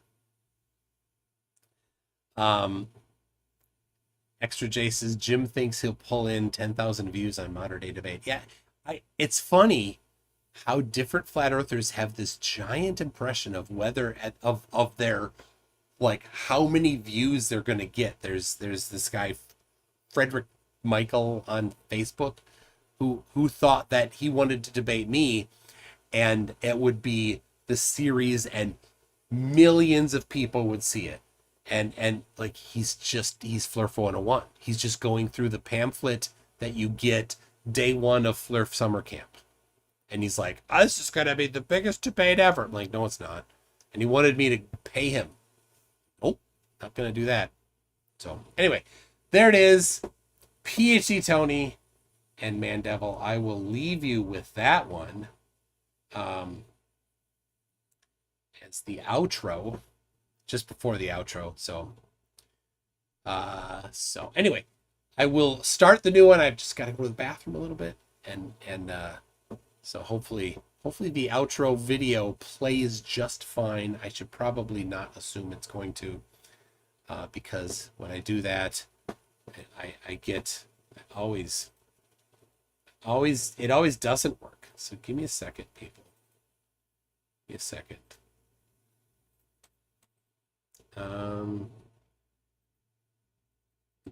That's not going to do it. Where is it? All right. Just a second. I'm sorry. The Minnesota goodbye is definitely a thing here. So there's that. So I need to navigate to the specific folder where the video is. There it is. I got that. I gotta launch my terminal window. There it is.